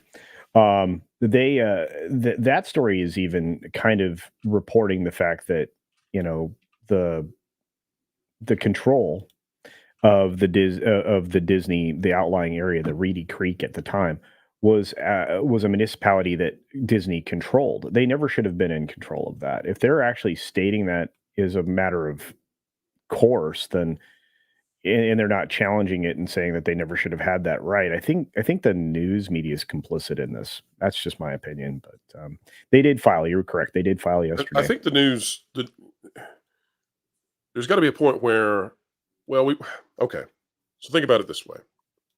2024 should be the biggest year for the news media you've ever seen. And by all accounts, there's going to be more news this year. Some of it probably not good, some of it good, who knows. But we're watching an annihilation of journalists throughout the industry, waves of layoffs in a year when it should be the pump is primed for success if you're a journalist. So already they have decimated, untruthfulness has decimated the journalism industry. Yeah. And, the news is continuing to do what they have done, which is solidified their failure. I don't think they're going to turn themselves around. In fact, I think this is driving the success of YouTube, content creators such as ourselves, journalists such as ourselves. It's driving all of this. The independent voices now are ruling the day when it comes to where people have to go to find the news. It took, how long did it take us as a society to wake up to this and transition out of those patterns that we've had of going to the New York Times and going to ABC and going to, all these other places, the Wall Street Journal. What's that script? 25 years it seems to have been. Yeah, it took about 25 years, but I think we're there. I think the average person now knows they cannot trust the news. Let's assess that when we get to November or something. Well, but it's very truthful. I mean, my entire coverage for the last week or couple weeks, and maybe even the entirety of my channel going back 4 years, has been pointing out every reason not to trust the mainstream media and the fact that it was slowly collapsing. Well, right now it's quickly collapsing. Entire news organizations are going out of business, including The Messenger, which somehow spent $50 million in less than a year. So. Newsflash, the news has always been corrupt and ran by only 2 or 3 people anyway. Like, this has been the thing since the beginning of time, all the way back to Hearst and beyond, right? Like, that's nothing new. Well, the big Hearst difference we have, that's the problem. yeah. Well, I was just going to say the big difference now, what we have is we have a glut, right? Ever since CNN started the 24-hour news cycle, we have had nothing but endless news regulations were outlets. relaxed so that they could advertise more money during the news hour itself, because before that was not supposed to be ad driven. It was prohibited, and for the very reasons that we're facing right now, which is that if you have ad driven news, you're just going to talk about news that drives people to watch your show so that you get higher revenue on your ads. And that's what changed everything. And that happened most prominently throughout the late 80s, early 90s, especially with the Gulf War and CNN's. Like, to your point, Tom, the 24-hour news cycle. And what happened there, that helped facilitate this whole very thing. You're absolutely correct. That's on what that. set us down this path. Yeah. No. That was my whole point, was that before that, yes, it was controlled by people, but you only had so many outlets, right? Well, and they had to be able to adhere to different political views and other points of view, to where now you have 500 fucking choices for news, but yet they're all the same. The cost of the airwaves, and Tom, you know this because you have a license, or you did. The cost of the airwaves, and Paul probably knows this as well, was that of the entire news day, 24 hours of the entire day, the cost of those airwaves that are owned by the public, according to the federal government, was that they provide stories in the public interest for a certain amount of time. I think it originally started out for 30 minutes, that in order to have the control, ABC, NBC, CBS, in order for them to control those airwaves, they had to give away as a public service that time. The minute they started to allow for commercials for that time, the news was going to be compromised because it became a profit center. And let's now go to Wolf, who's at the hole in the ground where the boy has been trapped for the last 24 hours. Wolf, what's the update? Well, he's still in the ditch. We're trying to get him out. We are going to be covering this for the next 7 days for at least. We're sending him sandwiches back to the studio. Ratings are going down, Tom. We're hearing that a goat may wander into the hole any moment. If he has pajamas on, that might help ratings. Brief we're lowering history, a camera though, in to have his account of how he fell in here. Yeah, that's right. Brief history on this, though, is I think the danger happened in that, at least in the United States, early on, there were newspapers in every city, and they were owned by the wealthy in those cities, and so they would compete against each other. And so you would have one newspaper that was, in favor of one sort of ideology, and another newspaper that was yada yada yada. You get the idea. Now, what happened was that when you went to television, the cost of entry is so high that there were so few stations, and then those stations were all owned. Well, and the big news outlets were all owned essentially by corporate entities that had shared interests. And so then that caused the news to always be, or at least very, very, very nearly always in favor of the corporations. And so that's where we have been. And they haven't quite figured out how to squelch us on the internet yet, but I give them a few years. They'll figure it out. Well, radio was killed by Bill Clinton. He was the one who enacted the bill that allowed for the conglomeration of radio stations. So rather than individual radio stations, managed by owners, who is it that was iHeartRadio prior to iHeart? Who is it? What were they named? They were not as nice a name. You should remember this culture. It wasn't Gannett. It was one of no. It was something like that. And you had Sinclair, and you had everybody else who are now allowed to buy up stations and create a very powerful brand and a voice. Before, and it's killed music. It's one of the things. Now you had one or two A&R people who bought all the music for all the stations in the United States, as opposed to A&R people actually having to go to the ma and pa stations in every single city, every single state, and trying to convince them to play their record. It was more difficult, but on the other hand, that's where we got all our good music from, because individual stations could decide, what they liked and what they didn't like. So I can't remember who was iHeartRadio before. What was their name? Yeah, I know. What was it? Cumulus owns a bunch of them now. Cumulus, Comcast. I'll know the name once I hear it too. That's they acquired like everybody. And Paul is right. This is the fault of Bill Clinton. Clear Channel. And it also killed the bastards. Like, they completely fucked everything up. And this is why, over time, we've got this slop for music.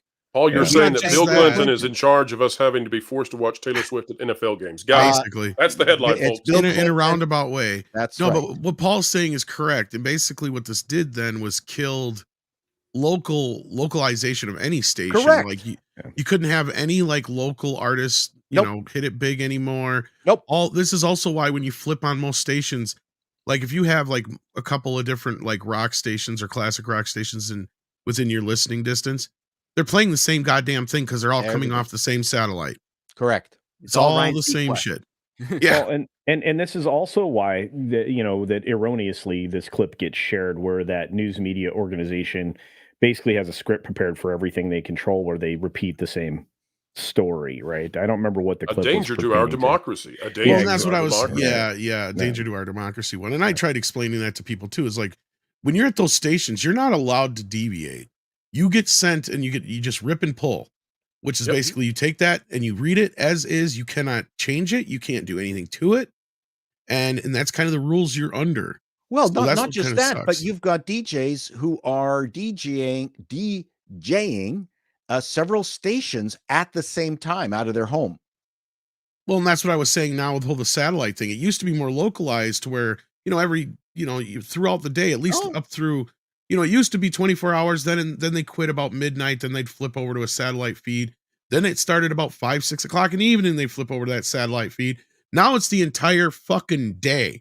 Like the morning show you hear is the same morning show they're hearing in LA, same morning show they're hearing in New York, so on and so forth. It is all just conglomerized into. And so why are people in mass watching Paul Chato do a comedy skit on an 80-inch TV? Exactly. Because YouTube is democratized. Correct. Because democratizing wins. And I don't know when they'll squelch it out and we'll go to a different platform, but that's the way it works. That's the carousel. Well, we got a few super chats here that have to do with this specifically. There's I want to grab traffic before on the 401. I can see it right now. It's not doing particularly well. There seems to be a crash in the left lane. But we're going to be losing Pro here, and I want to I'm grab just a couple of impressed these. that he knew to pat his chest to make the helicopter sound. That's been done before, I believe. That's Robin Williams' bit there. I'm a pro. We got a water buffalo jackknife up ahead. That's from Good Morning Vietnam. Yeah. Anyway, we got a couple of these I want to grab before you leave because I know you're leaving us here, but these are Disney related, so I want to. Can I just say that this name every time I see Pinochet's helicopter tours, it's my favorite on the web, flat out. I love it. It is. It's a really good handle. We'll come back around to the other ones, but I just wanted to grab the Disney ones that are specific right now while Pro is still here. Pinochet's helicopter tour sends in 5 and says, now that the media has done it, how soon before corporations like Disney and Studios Hollywood start blaming consumers for economic terrorism? Oh, I can't wait for them to do so. Aren't they already basically by calling us istophobes on a daily basis? Isn't that kind of already pretty much? I think they're going to try to be nice for the next few months at least. We'll see how that goes. But yes, if that doesn't work, then we'll all be horrible ists and phobes, no doubt about it. Rubes, if you will. Yeah. Let's see here. Bucky Cat sends in 5 and says, how can anyone expect angry activists could create fun things? Exactly. Right. I don't know. Even an irate monkey that throws its feces on the wall does better than these people. Because they're takers, not makers. Yeah. Beard Whiskers sends in 5 and says, there are 2 types of consequences, good consequences and bad consequences. And I guess Disney's dealing with the bad consequences right now. And of course, that's also a matter of opinion. I mean, one person's good consequences is another person's bad consequences, depending on who's looking. That's right. And Chaos Sonic 1 sends in 5 says, I said it once, but I'll say it again. Bob Iger will be known as the man who killed Disney. Yeah. It's like he said to Michael Eisner, here, hold my beer. Or hold my Bud Light, I should say. Pull it out of a dive. We'll never know. I don't think he's going to. Hollywood Apocalypse sends in 35 South African Rands, says Pro and Culture. Let's discuss SCC filings where they say audience wasn't where expected. How do they pivot that? Well, they don't. They bury it, and then we have to be the ones who put that into the headlines. And whether or not the mainstream, is willing to report on it, we're still talking about it on That Park Place, still talking about it on Midnight's Edge and all of these other locations where the news actually happens. But yeah, that was, and credit again to Jonas J. Campbell. He's the one who went through those SEC filings, and buried down in those SEC filings was the admittal from Disney that, hey, the audience doesn't seem to agree with what we assessed they would want 3 or 4 years ago when we started this content. Yeah. And it's funny, the fact that Jonas pointed that out and we all were able to visit it and highlight it and do videos on it and talk about it on many live streams. It's testament to his ability to tolerate. And also, if he's out in the audience, shout out to LW Ghost. I think he was also involved in going through all of that stuff. Yeah, but I mean, these were quote unquote known risks that they were willingly pushing themselves into these corners. One of the things that really frustrated me is that you're supposed to be risk averse. You're supposed to understand your brand and the way your company is presented to the general public, and Disney stopped caring. Again, it became about Bob Iger and what he deemed personally was right and wrong, and what he deemed was right or wrong for the country, not just the company. And, again, if you want to go back in time, there's a story in the Hollywood Reporter where he speaks openly about it when he supposedly had no influence over Disney in 2022, March 31, 2022. He is the pivotal figure here who set the company on the wrong course. Well, we're losing Pro here, but we got one more super chat I want to grab before he does go, because holy crap. Oh, thunder, thunder, thunder. Thunderheart sends in 50 Canadian dollars and 20 Canadian dollars in 2 back-to-back super chats. Says, hail Midnight's Edge in the morning. It's +2 up here on GHD, Groundhog's Day. Like to speak for WDW. His delivery is awesome, and his hilarious take on news. Culture Casino rocks, giving news you wouldn't hear in 6. Check Paul's comedy special, Appalling News. Scripps Place is well worth it. Hail, I've been working out and running since last summer, and I've dropped 30 pounds. Tomorrow's my 53rd birthday. Wow. I'm getting back into wrestling and have been stretching up. 53 is feeling pretty Jean-Claude Van Damme awesome. Good for you. The sequel. Fantastic. Wow. So glad to hear Yeah. that. Da da da da. Oh yeah. Da da da da da da da da. That's all. I don't want to Climb get those steps. demonetized. That's right. You know what? That was nowhere close to the Rocky theme, so I think we're safe. I think we're all right. Yeah. But yeah, Thank you're you, just getting Rod. started, Rod. 53. Still Wow, young, good young, stuff. young. Yeah. Happy birthday. Thanks, Bad Tom. I'm working No. out. No, I like turtles. Come on. Come on. I come on this show I like for one thing. turtles. There we go. There we go. Gotta have it one time. All right. So, Pro, I want to thank you so much. And, of course, Rod Thunderheart for that very generous Rod. super chat. And happy birthday, brother. Yeah. So, Pro, Happy before you birthday leave us, to any you. final thoughts or anything to plug before you head out? Yeah, let's plug. Folks, like a receding hairline, we'll plug this one. The video that I put out this morning at 10:30 a.m. Eastern Time. Do not leave Midnight's Edge. But once Midnight's Edge leaves you, hop on over to the Pro channel and go watch the 10:30 a.m. where we dissect the appeals opportunity for Disney and why they have already lost, what the strategy really is. And then 3:30 p.m. Eastern Time today, we're going to be releasing a video talking about the boycott that is coming for Rocksteady and the damage that has been done by one not-so-sweet baby. Wow. Indeed. And I can't remember if it was you or Culture who was singing this earlier, but Tipping Barn sent in $1.99 and says, then put your little hand in mine. That wasn't me. That was you, Culture. That's right. Yeah. Because I got remember, You did the WDW Pro did the other bit though. well, I 'cause said, it's remember, cold out here it's every day. cold outside. It's cold out here every day. Oh, I love That's right. Groundhog Well, Day. happy Groundhog's Day, Pro, and thank you for hopping in with us this morning. Happy Groundhog's Day. And don't forget, folks, spring comes early this year. Thanks, Punxsutawney Phil. Later. Thank goodness. Take care. Thanks for joining. Right. Then we got Hyper Guyber 2 sending in a $2 super chat saying George R.R. Martin, or as I call him, Discount Robert Jordan. There you go. Ooh. Yeah. Ooh, well, with that, let's bring that up because that's let's do that. the other big news of the morning. George R.R. Martin blames you and Trump for not finishing his work. This should be good. George R.R. Martin says anti-fans rule social media and dance to the graves of movies that flap.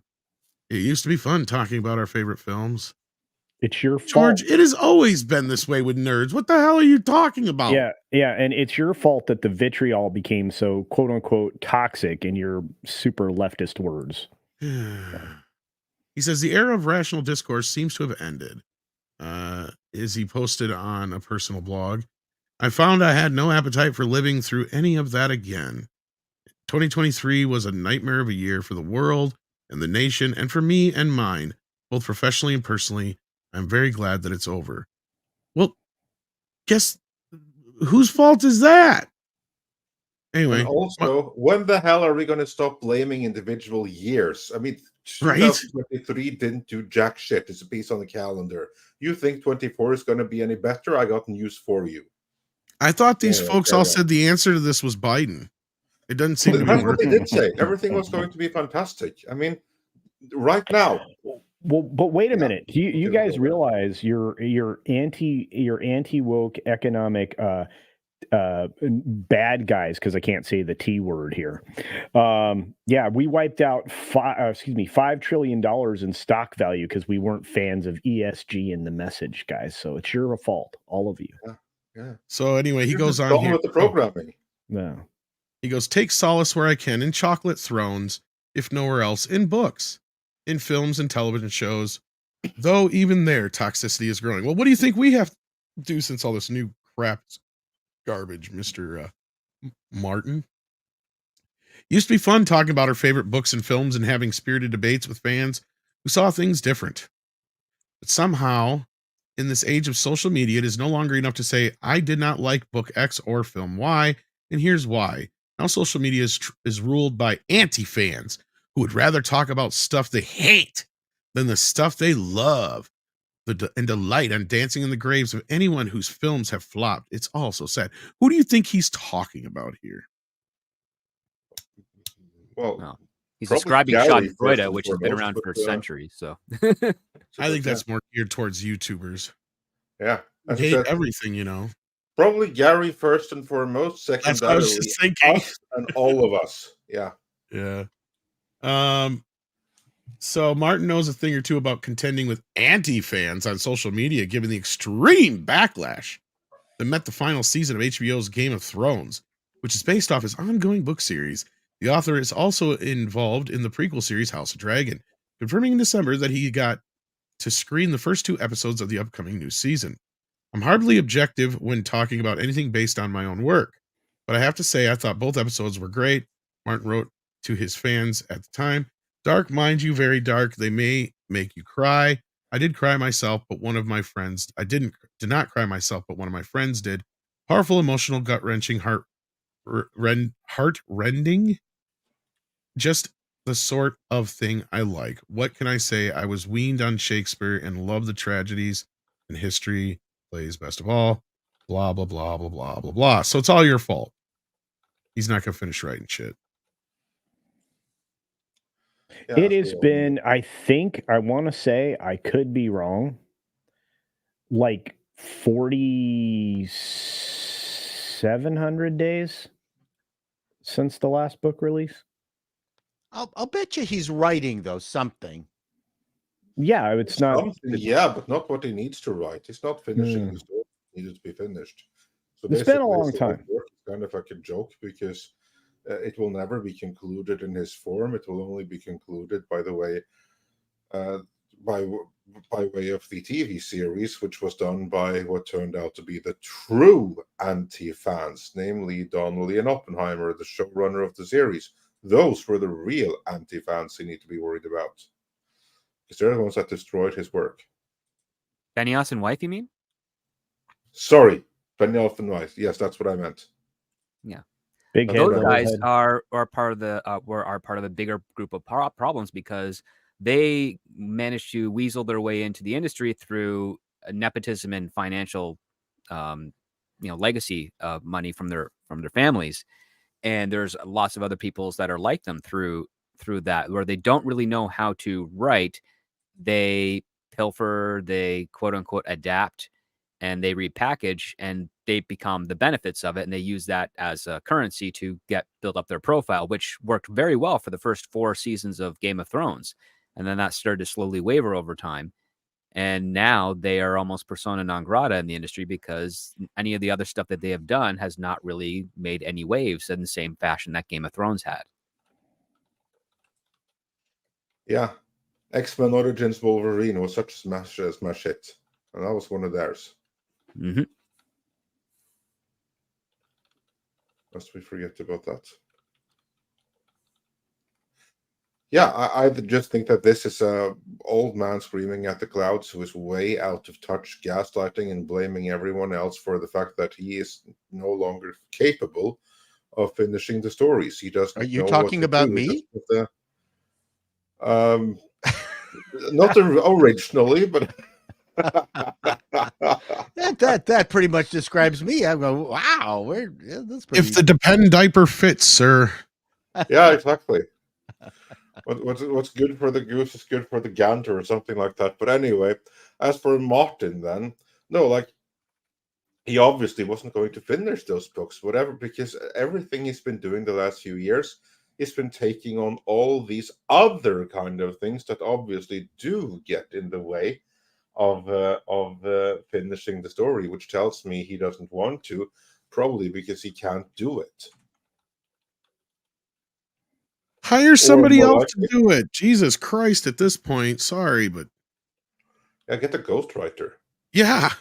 Like what else? Who gives a shit at this point? Like he probably hasn't had a ghostwriter for the last 3 or 4 books he's written anyway. All I know is that if you're a writer, it's pretty hard to stop writing because stuff just keeps burbling up in your brain. Yeah, Like Yeah. he's got just a bunch of other things but it's like on the other stuff go. that burbles up, not really pertaining to this one story. That Right, really right. needs It's to just burble that up. those things are more interesting to him. Exactly. Yeah. So he So has to he's- exhaust those before, Game of Thrones becomes interesting to him again. And that's when he will finish that book. And he could possibly pass away before that happens. Yeah, that's what people are worried about, because like he's not getting any younger, Or he's not thinner. getting any fitter, he's not getting any healthier, and basically, like every single morning when he wakes up, he should be grateful. Yes, I got another day. He is at that stage.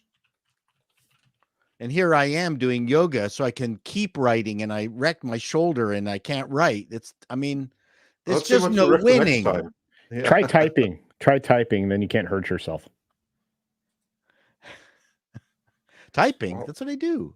Oh, you just said you can't write. He hurt his Well, shoulder. writing and All the tendons and ligaments are affected in the fingers. I euphemistically call typing and writing all the same thing. So you can't give your keyboard the fingers. No, you're making me go places where I choose not to. Oh, okay. Well, that would be south of the Canadian border. I'm happy to go south, play some golf. There you go. Hey, we should play golf sometime, Paul. That'd be good. I'm all in. But to round out this piece of conversation, do you think that George R.R. Martin is ever going to finish not the last one, but the last two books, which are going to be more than 1,000 pages each? So, do we think that he has like 2,000-3,000 more pages of Game of Thrones in him? And would anyone care at this point? You mean, do we expect him to finish off the story the way it should have been? And even if you don't expect it, which you shouldn't, does anyone even care at this point? I think people would, but I think wouldn't it be an embarrassment to the existing property? I mean, even if he didn't like what he saw there. I would say that him not finishing is going to ruin the existing property, because why, like 1 year from now, 5-10 years from now, why would anyone have any interest in going to pick up the Game of Thrones books for an unfinished work that was finished in a TV series and everybody hated the conclusion? Yeah, because showrunners had to run to go off to do Star Wars. So they blew it so badly they were fired from Star Wars. But then how different would that be for, let's say, when Star Trek did not finish its 5-year mission, people went off and wrote the remainder of the 5-year mission. Well, that's a completely different thing, because Star Wars didn't Star Trek never began with the pilot episode of Kirk being assigned the Enterprise or anything like that. Every episode was standalone, and for all we know, that could have covered the whole 5-year mission. It could have covered 1 year of the 5-year mission, or if you're a fan of the animated series, that was year 4 and 5. Right. But whatever happened, you were never going to get you never got the beginning of the mission, and you never got an end of the mission. That was never the point. Whereas Game of Thrones was written with a very clear beginning that was working towards an end, setting up storylines. It wasn't a monster of the week thing. It was these specific characters, these specific storylines. It got a shit conclusion in the series, and it just ended in the books. Never got concluded. I think that is something that means that those books are gradually going to end up being forgotten, as people will rather, future generations, those that still read books and are still interested in science fiction and fantasy, are going to gravitate more towards the completed works rather than the incomplete ones. Just my theory. I could be wrong. Makes sense. From my perspective, I'd be happy to read George's proper conclusion to the show. Everyone would, but you're not getting it. Yeah, that's what I was going to say. Newsflash, it's pretty much what we got from what we heard. Yeah. Like, he gave them the basic footnotes. Oh, he did, eh? Yeah. Oh yeah. No, that's a story there. That's based on his notes. That I didn't So know. maybe I thought they went off on their own and no, they never did. No, so maybe part of the problem is that That's was what I his think it is. ending. They abbreviated it. Everyone hates it, and now he can't do it, and he doesn't know what else to do. That's my I thought. wouldn't That's be my surprised if gut that's part of instinct it. on this. Is that he always knew where this was going. He gave them the footnotes or whatever on the show. They did it. The reaction was what it was, and now he's sitting here going, "Well, I can't do what I had originally planned, but that's logically where this goes." And and he can't get his head wrapped around anything else, and he's being a big fucking baby because he knows either he's got to go with what he has on the show, or he has to come up with something completely different, and he chances doing something even worse, right? And he saw the reaction to this, and that's where he's saying like fandom is toxic. Well, it's only toxic when it comes to him. See, that's what he means, right?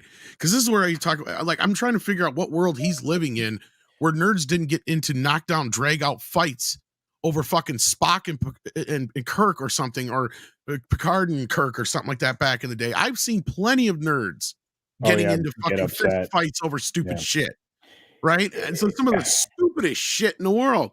So that's what he's talking about. No, that was not discourse, my friend.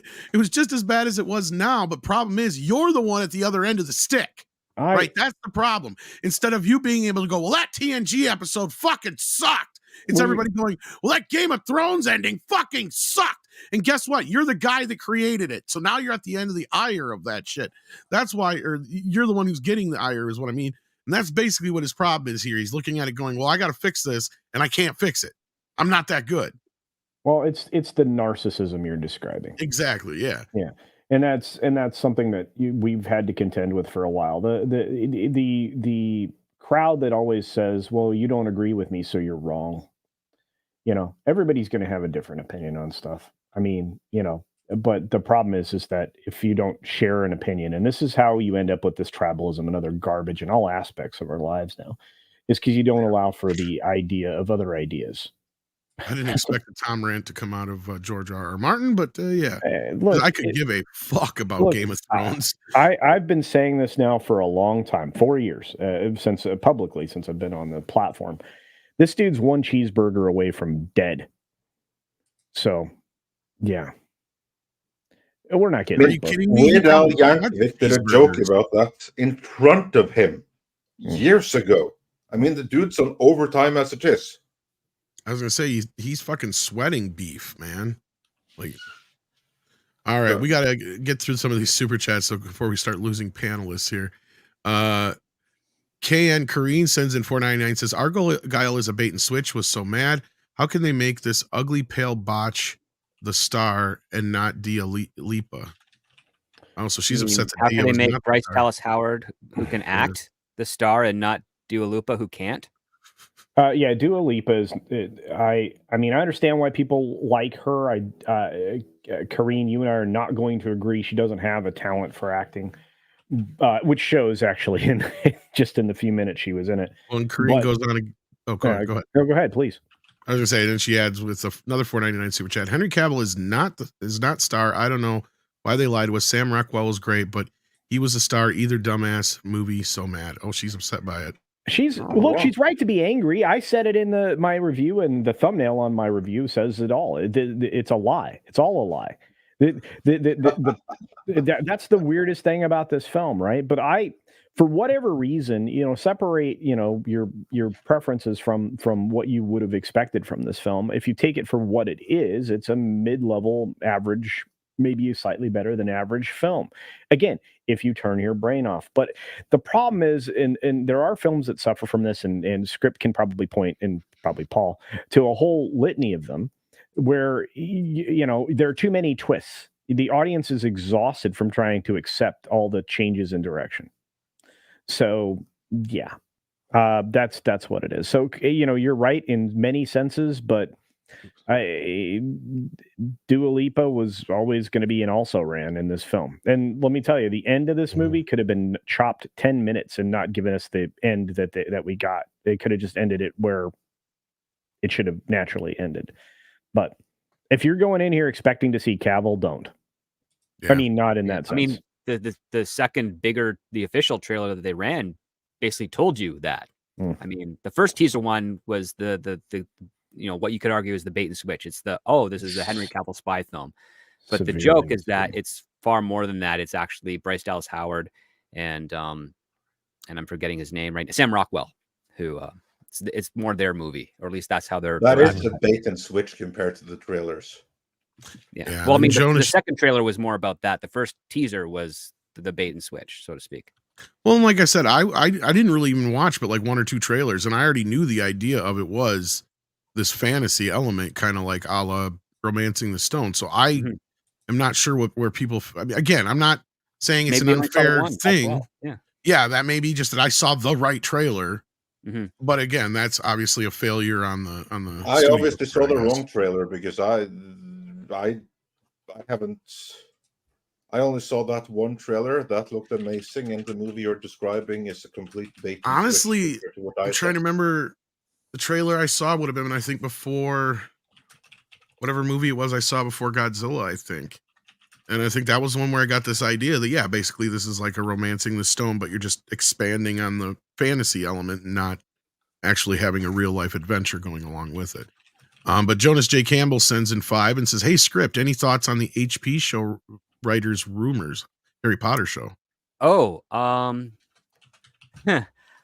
some of the people that have been thrown around, it's kind of all over the place. If memory serves, there was Francesca Gardner, who was a producer on Succession.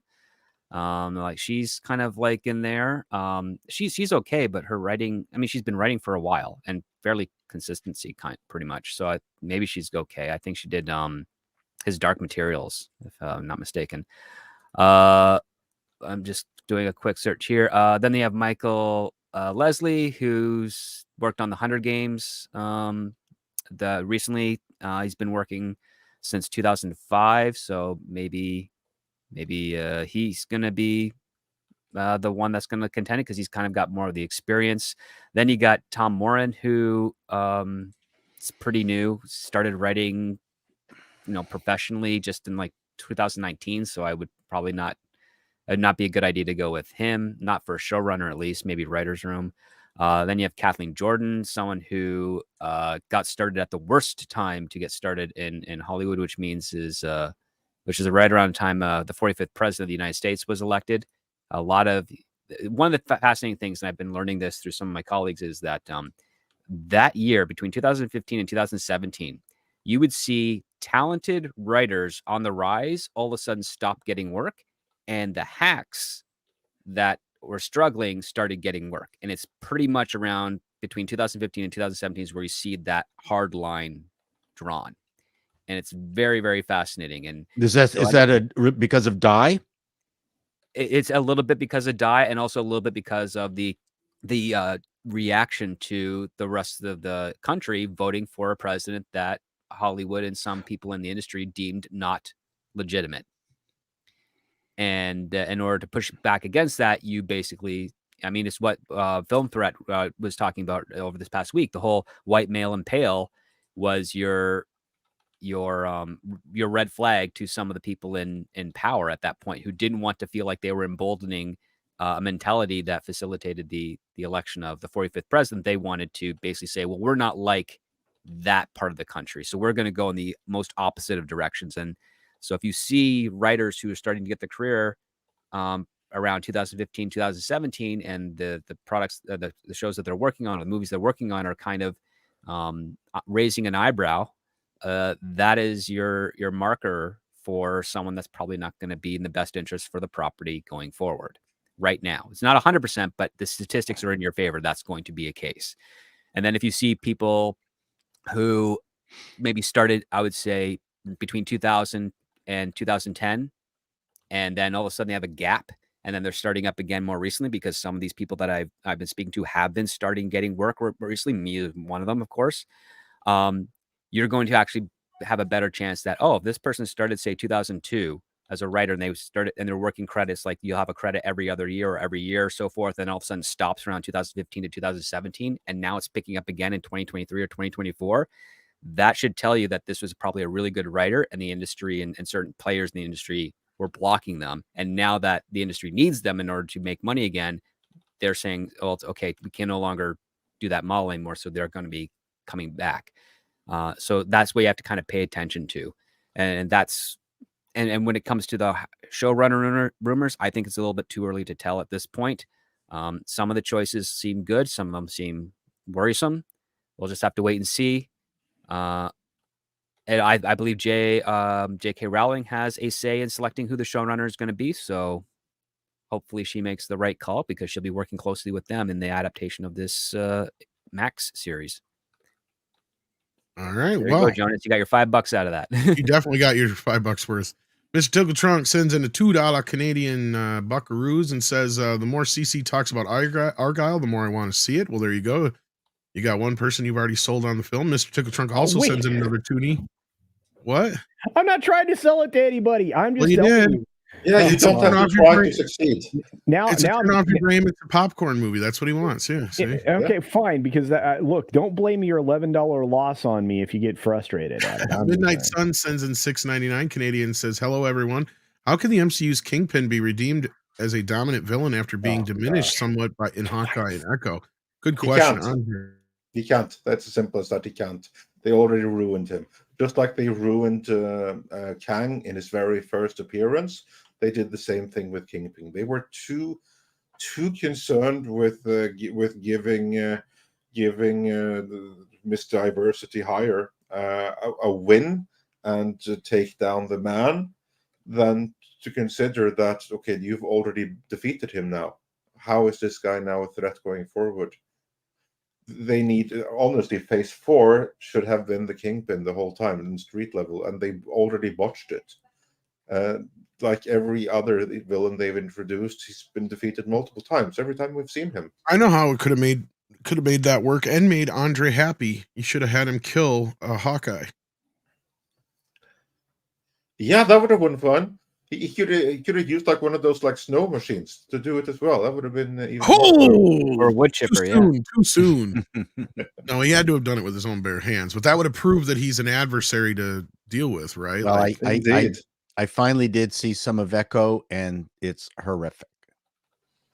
Why would you subject yourself to that? Because I suddenly got curious. Well, it's how bad could it be? You know what? That's how crack habits start, Paul. I know. So here's this individual with all these issues to overcome, and at no time do we actually see them train around it, overcome it. Pardon me? They don't overcome any of the issues presented to them? None. Yeah. There's no, Zen, special smokehouse moment where she learns to hear beyond her lack of hearing. I mean, none of that kind of Zen-y stuff. And she's got this connection with, her indigeneity, and they don't really use it except to collect powers and funnel them to her so she can defeat Kingpin. But she's a nasty piece of work. I am all the Jedi scene, wasn't there? Something like that. Oh, man. Yeah. She's just a girl boss all the way through. There's no, she's a Mary Sue. I don't know. Thanks. There's this real fear of showing, oh my God, we beat down the crippled person just for a bit, at least. Nope, can't do that. Yeah, no, that's the reality of ESG, which is why she's nasty. Holy smoke! She makes Kingpin look like the good hero, the good guy. Yeah, indeed. Can you please on that down? Note? Patrick Robinson wonders, Andre, have you heard Sega is going the ESG route? Yeah, I'm thinking of like doing a quick cut or something about it. What I will say is that luckily, here's the thing with being a retro gamer and a fan of the Sega Mega Drive, you got to remember, fans of Sega Mega Drive, who were there back in the day, they will already have gone through the 32X, the Sega CD, and the Saturn, and Sega ultimately withdrawing completely from the console market. So I'm used to disappointment from that company. Let's put it that way. But I still love the Sega days. Dash Attack on that note sends in 10 and says, I wish Japanese game publishers would look what ESG did to Disney finances and brand and pull back or outright dump it. It's short-term money with long-term consequences. Still not enough awareness. Well, and they also think they think they're on the quote-unquote right side of history with this shit, too. Listen, Japan is on borrowed time when it comes to ESG and all the stuff that's attaching their coming after their media. Why do you say that? A colleague of mine has discovered that there's been an uptick in male-on-male, I guess, for lack of better, porn production, which is not really a coup. In Japan? In Japan. And he's like, yeah, if that's bleeding over into other areas, it means that eventually your anime, your manga, your other literature, your other stuff is going to fall in line with that. It's only a matter of time. It's coming. They have to stop it now, or it's not going to stop at all. Horseradish Power sends in £5 and says, saw Argyle and enjoyed it. Yeah. Not too serious, but solid plot. In that there is a lot of setup and payoff. Also, there is none of the message in it. Well, I hate that has to be a fucking... Well, unfortunately, but that's how reviews are now. What's the first thing we're asked? So I did not mean to interrupt the culture, but just like, what's the very first thing we are always asked about any movie or series ever? What's that question, culture? Only from the casting perspective, and only from the unearned heroism at the very last scene. Would you be able to say there was some messaging in this aside from it ends up being a girl power thing at the end, which was, kind of the off-putting part about the third act. So there you are. Yeah. Now, there's always been powerful girls in anime. That is not what I'm saying. Okay. And this is not an anime. Yeah, okay. Yeah. There's a difference between being strong women that have always been there, that are still women, and the complete and total Mary Sue's lesbian power fantasies that we have going now, because that's two very different things. Let's go fighting, of course. love. Well, I mean, and again, I got one more show left in Griselda, and that's a very, very interesting show. Exactly. ActionCom wonders for $10. Thank you, ActionCom. To Tom and Paul, didn't third-party companies come in to dictate terms to kids' cartoons, like the one that ruined the Ghostbusters cartoon? Sorry, and weren't they scams with little research behind them? That's my understanding, yeah. That I don't know. I don't know anything about that. Yeah, this happened during the Tipper Gore era.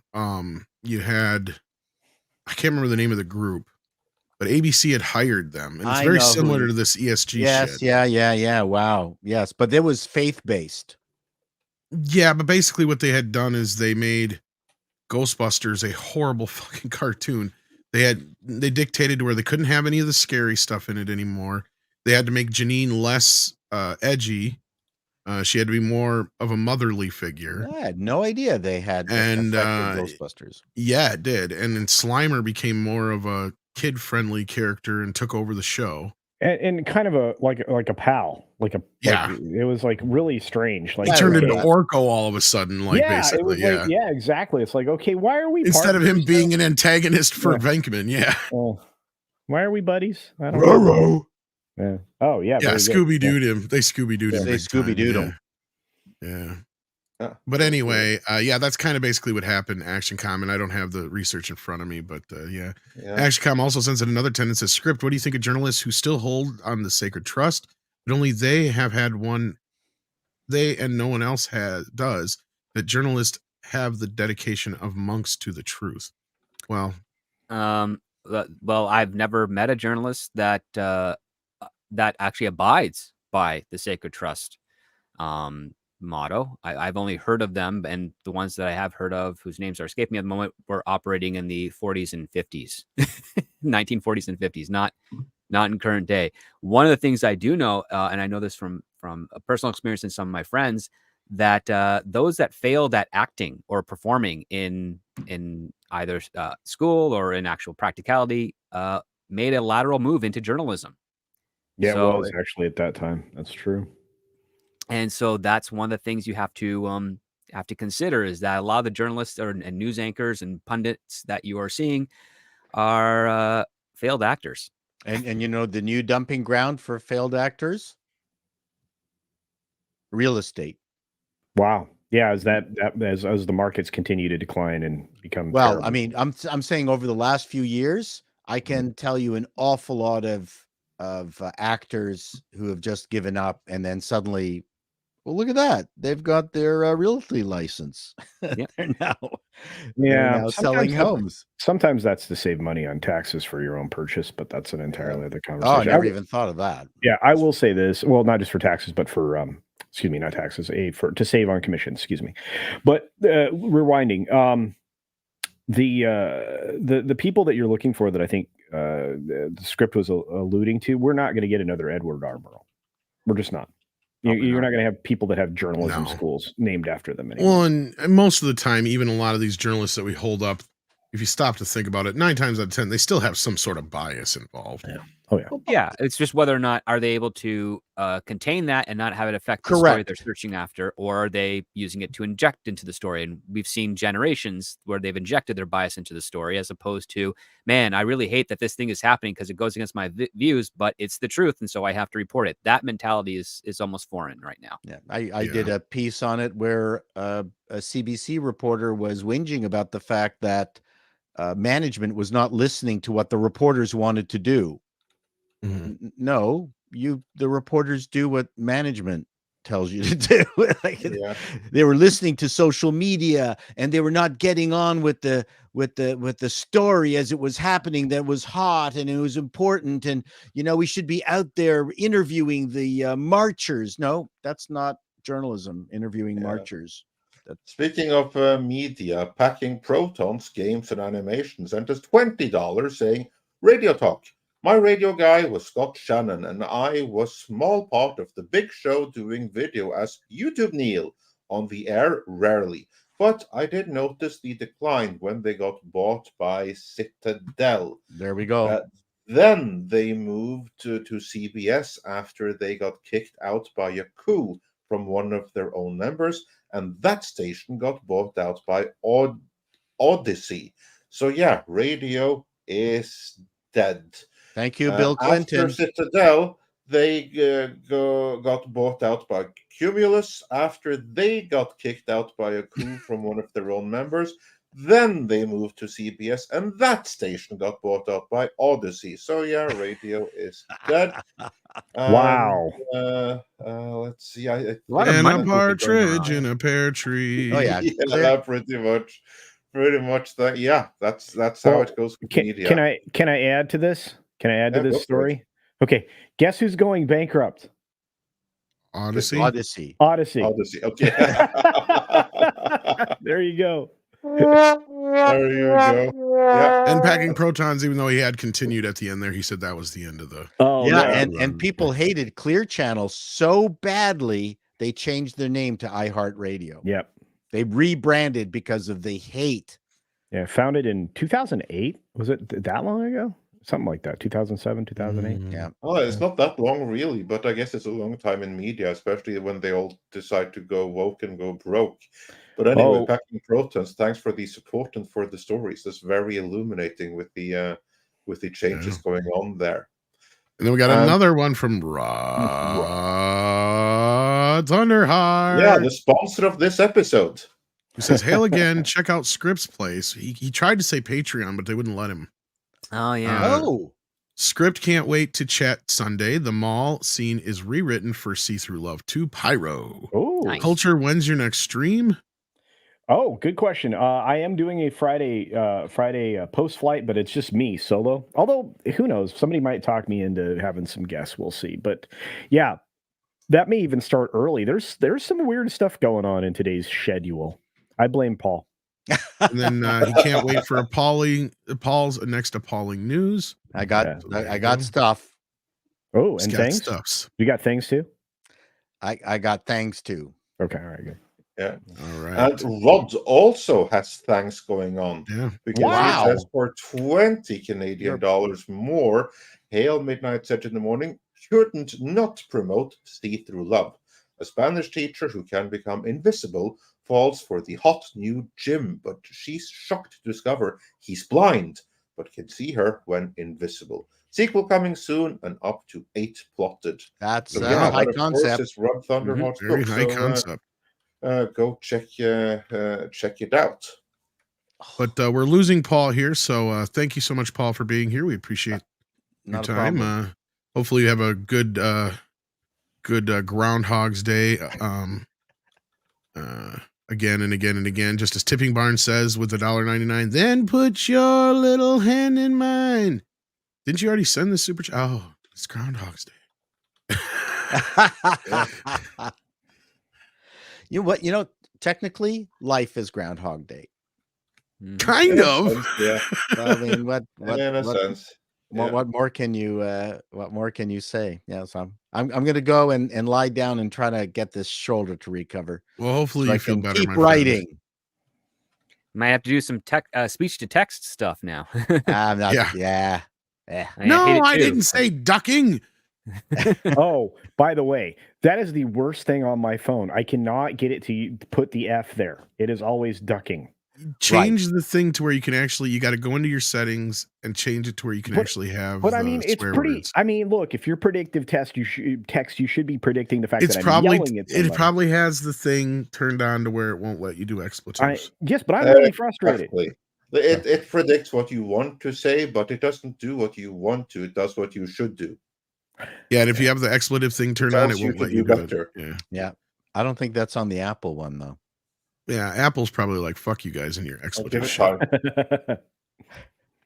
Yeah. So But anyway, I mean, Paul. Yep, I'm gone. I will see you. I've got nothing today. I'm trying to keep it down to just 4 things a week so I can keep my sanity. And so I'm resting today and the weekend, and I'll see. There'll be more stuff starting on Monday. And thank you very much for having me, and enjoy the rest of the weekend. If you haven't seen the Death Standing 2 on the Beach official announcement trailer, that's a pretty astounding piece of in-game animation, I believe. On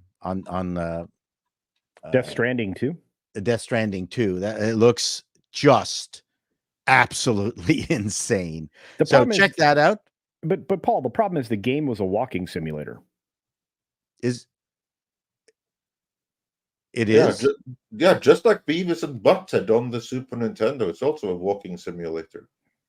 Well, I hope not. I'd just rather go for a walk. Yeah. I'll do that later. Bye, everyone. Take care. But I sadly believe we are losing more panelists, or do you guys have a couple more minutes? I'll give you a couple more minutes. Likewise. Script? Okay, yeah, I got a few more super chats here, and then we'll be out the door. I just got to add some Rumble rants to the mix here. While you do that, I will go through these in the meantime. Beer Bed Whisker says for $2, refer the game Sushi Squad. It's basically done. I hope so. I mean, everyone should cancel that game if you've already ordered. Just send a message. Send a message. This is a perfect opportunity to send a message what you think about games like this. So just don't buy it. It's the easiest boycott in the world. Go play something else. It's not difficult. Many different games to choose from. I mean, play Batman the animated series game for the Super Nintendo, for instance. You'll find a way to do it, and it's much better. You can actually play as Kevin Conroy's Batman. It's far more rewarding. To Neil 89, it says for $5. Remember that sad Affleck video? I proposed the introduction of an Argyle version for use whenever he experiences a high-profile failure du jour. Well, let's look forward to this next. Only it's got to be sung by Goofy. Because maybe we'll get some good Iger moments in that one, especially when these darkness, my old friend. I've come to talk with you again. And Pinochet's Helicopter Tour says for $2. Any truth to Warner canceling $50 million contract with Reiner? With Reiner? That was something I think that happened. Wasn't it late last year? I thought that did happen. And I think it wasn't with Reiner himself personally. I think it was just with Castle Rock Entertainment, if I'm not mistaken. Script, do you remember anything about this or not? Vaguely. But I don't even know. That was the I end thought it was renegotiated or something. I'm but not I don't know. sure. Yeah, that happened after gosh.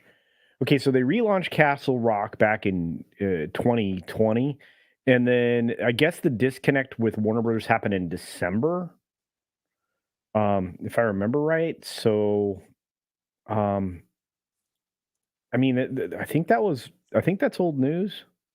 Yeah, I was gonna say, but I'm not 100%. I'd have to look back into this again. All I know is that Reiner's actually making his first movie in a while. Because he's working on Spinal Tap 2. He's supposed to start filming here soon.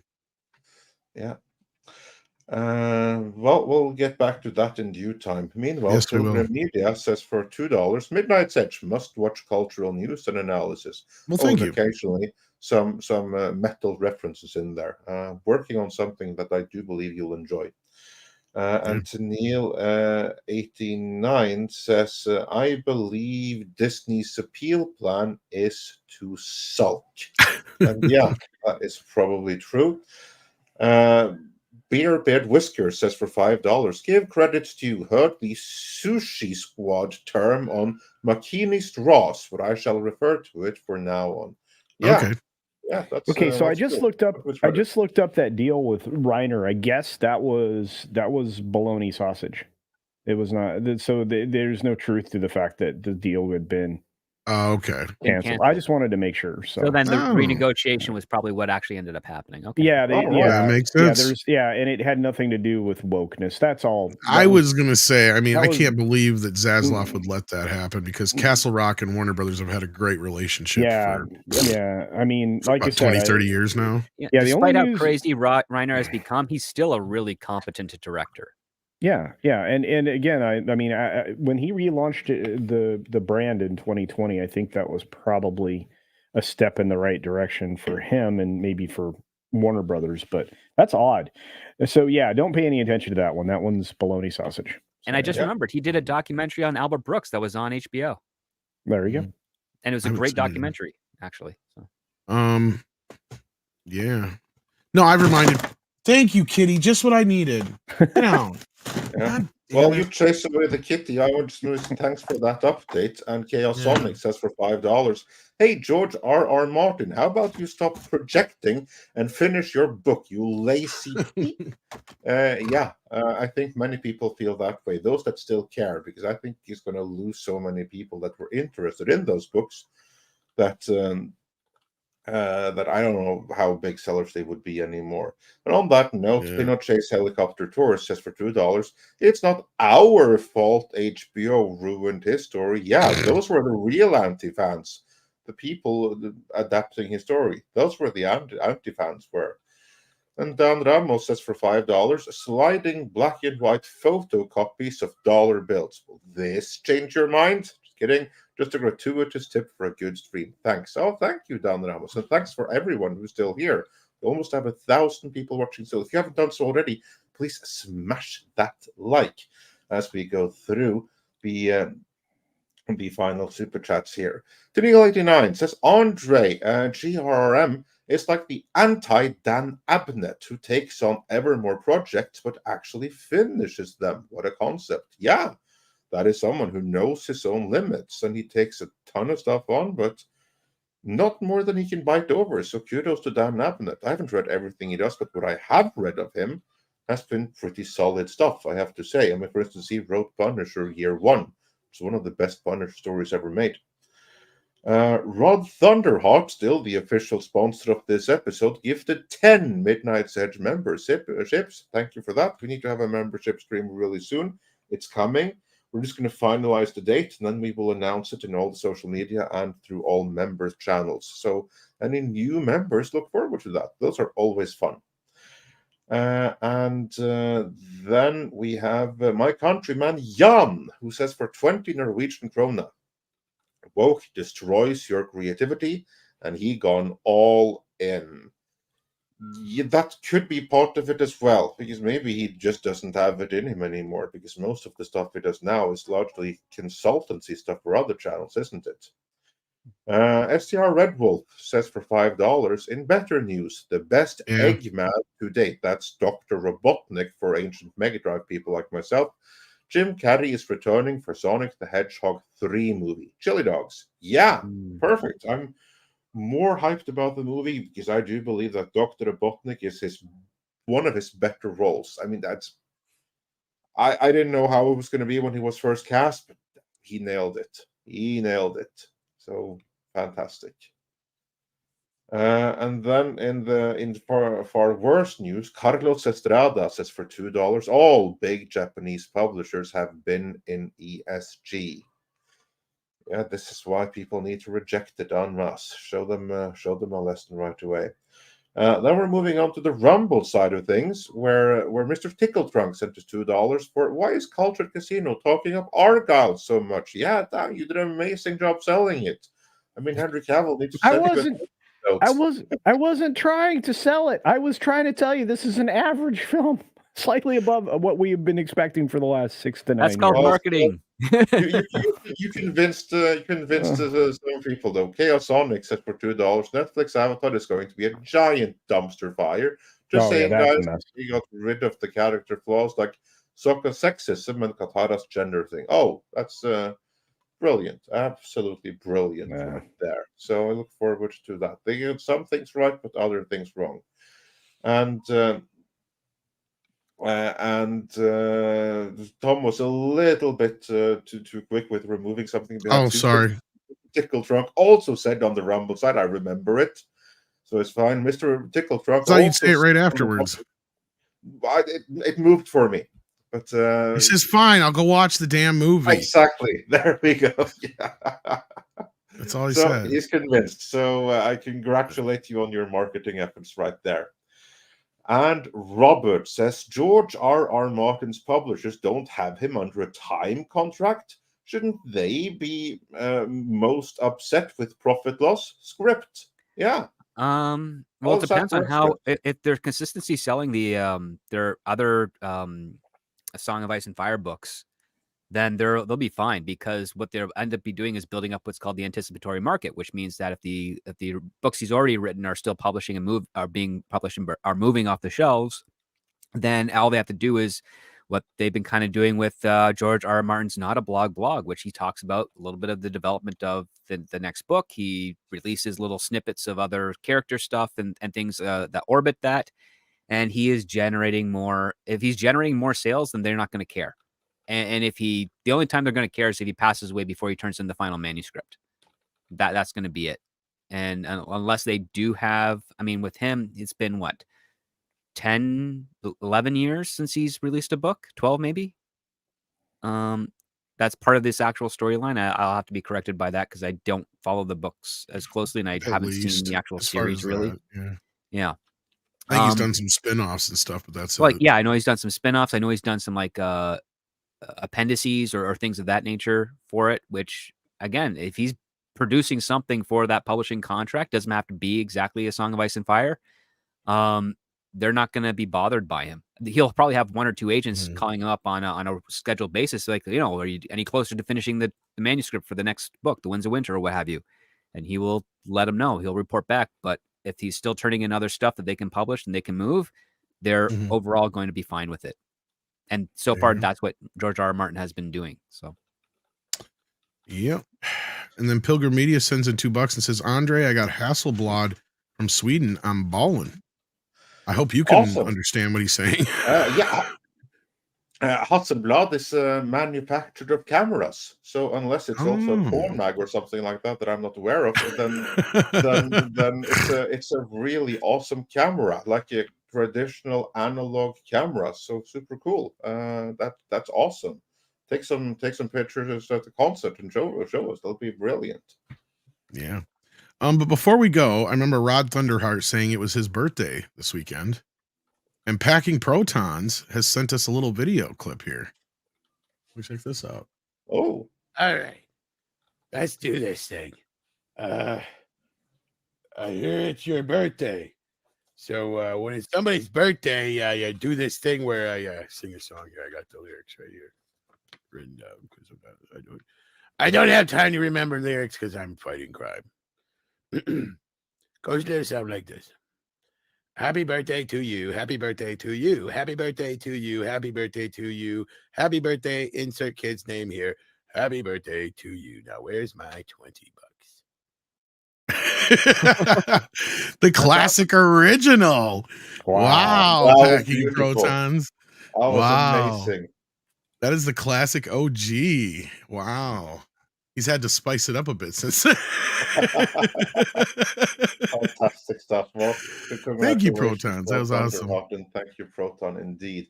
And then we got one more from the DCV Titan who says for $10. Great. So Netflix Avatar gets a good Uncle Iroh, but fucks everything else. Typical Netflix adaptation. Surprised they didn't manage to butcher One Piece under Oda's nose. Well, that's we probably got because they away had with Oda. that one. But we also was joined by Mikey and Paulie here. Hey guys. Hey. What's up? What's up? Greetings from the road, man. I have a Mexican Iron Man sighting from the border. Oh shit! He's coming in! Oh, no. He's coming! Hurry, run, Mike, run! Run, Mike! Run! Before they card you! He's back. Okay. Hey! Hola, señor! Hola! Hey. We got a cameo. Hola, señor! I very much like your country. I want to stay.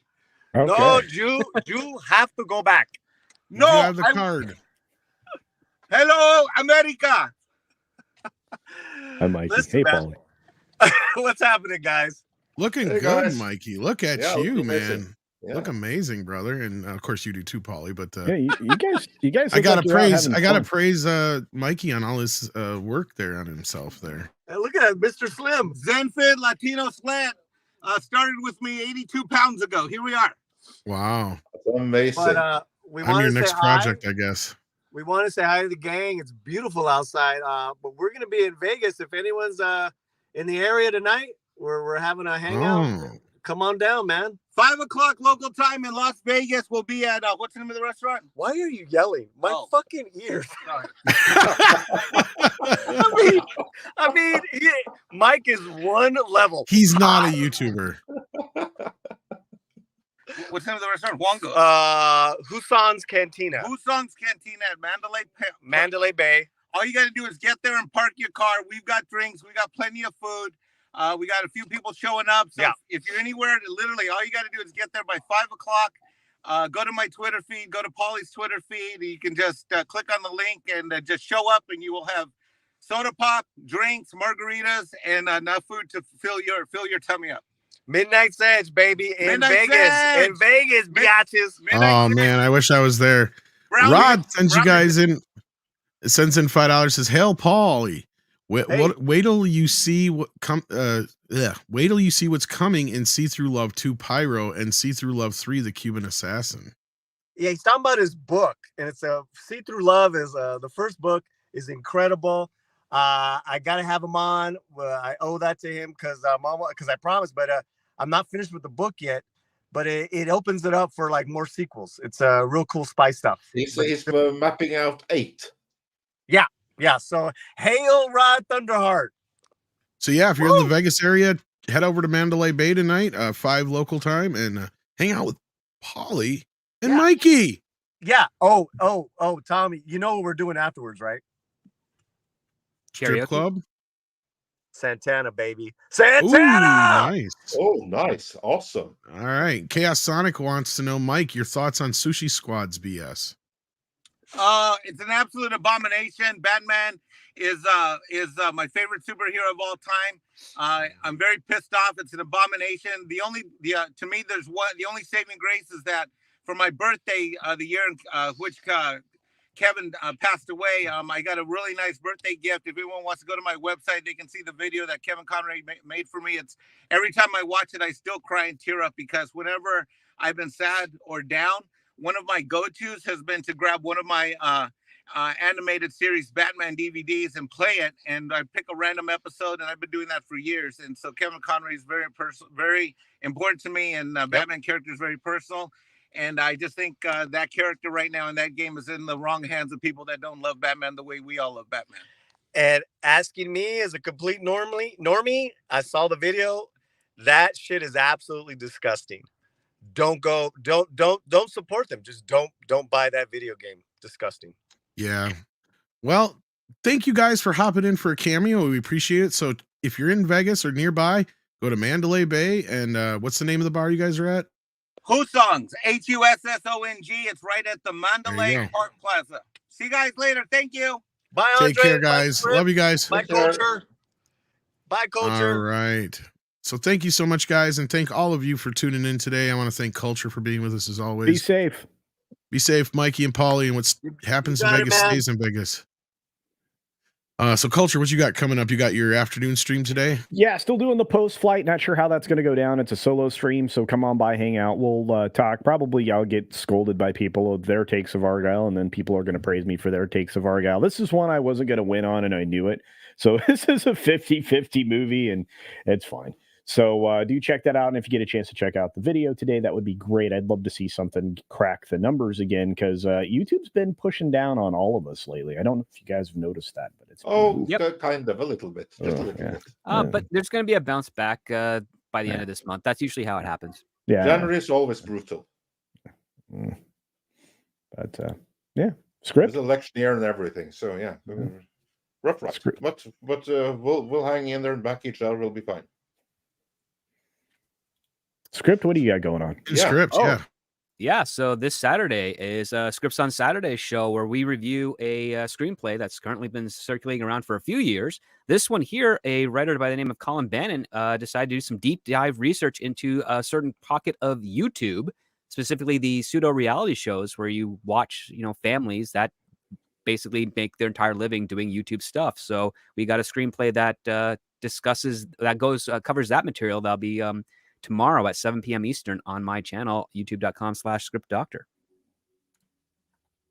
Awesome sauce. And then we got a couple of super chats real quick from Mr. Tickle Trunk. Says in $2 Canadian. Says, so I shouldn't see Argyle. Make up your mind, CC. Okay. Well, what do you want me to say? It is a 50. Fine, I'll see Argyle. Oh my God. Every studio should hire you as their salesperson from now on. Especially this. He is a good salesman. Yeah, without even trying. He could get me into a car without any candy. Yeah.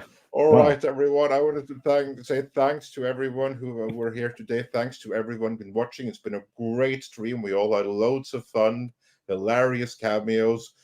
A horrible day for Disney, which is kind of like Schadenfreude for everyone else. There's no Freude like Schadenfreude. Tom, what you got going on this weekend? Anything people need to check out? Oh, good Lord. Later on tonight, I'm sure I'll show up on karaoke if I don't show up on Loki's stream as it is. Who knows where I'll pop in. Maybe I'll even bug Culture if I'm up to it. Let's see here. Tomorrow we've got the noontime central. We've got the Salty Nerd podcast. Otherwise, we got the top 5 stream on Sunday, where we'll be counting down our top 5 favorite horror franchises with Snowdub from Snowdub Entertainment. So yeah, that's pretty much my weekend at this point, and whatever else you throw at me, or if we'll see. or anybody else asks me to be involved. Yeah, I'm sure there'll be some. I'm sure there'll be plenty. Yeah. Oh yeah, Flashcast. I totally forgot Flashcast. Jesus. Oh, of course. Dean Cain's coming on Flashcast. Yeah. That awesome. should be fun. That should be very fun. Yeah. And Mr. Tickle Trunk also finishes up by saying, "Love you, cultures." Tim Hayes has been a member for 30 months. Awesome, Thank you, Tim. Fantastic. Awesome. Amazing. And Skibo says, as always, it is time for some soggy marsupials in the rain. Koalas in the rain, koalas in the rain, no fucks given. Koalas in the rain.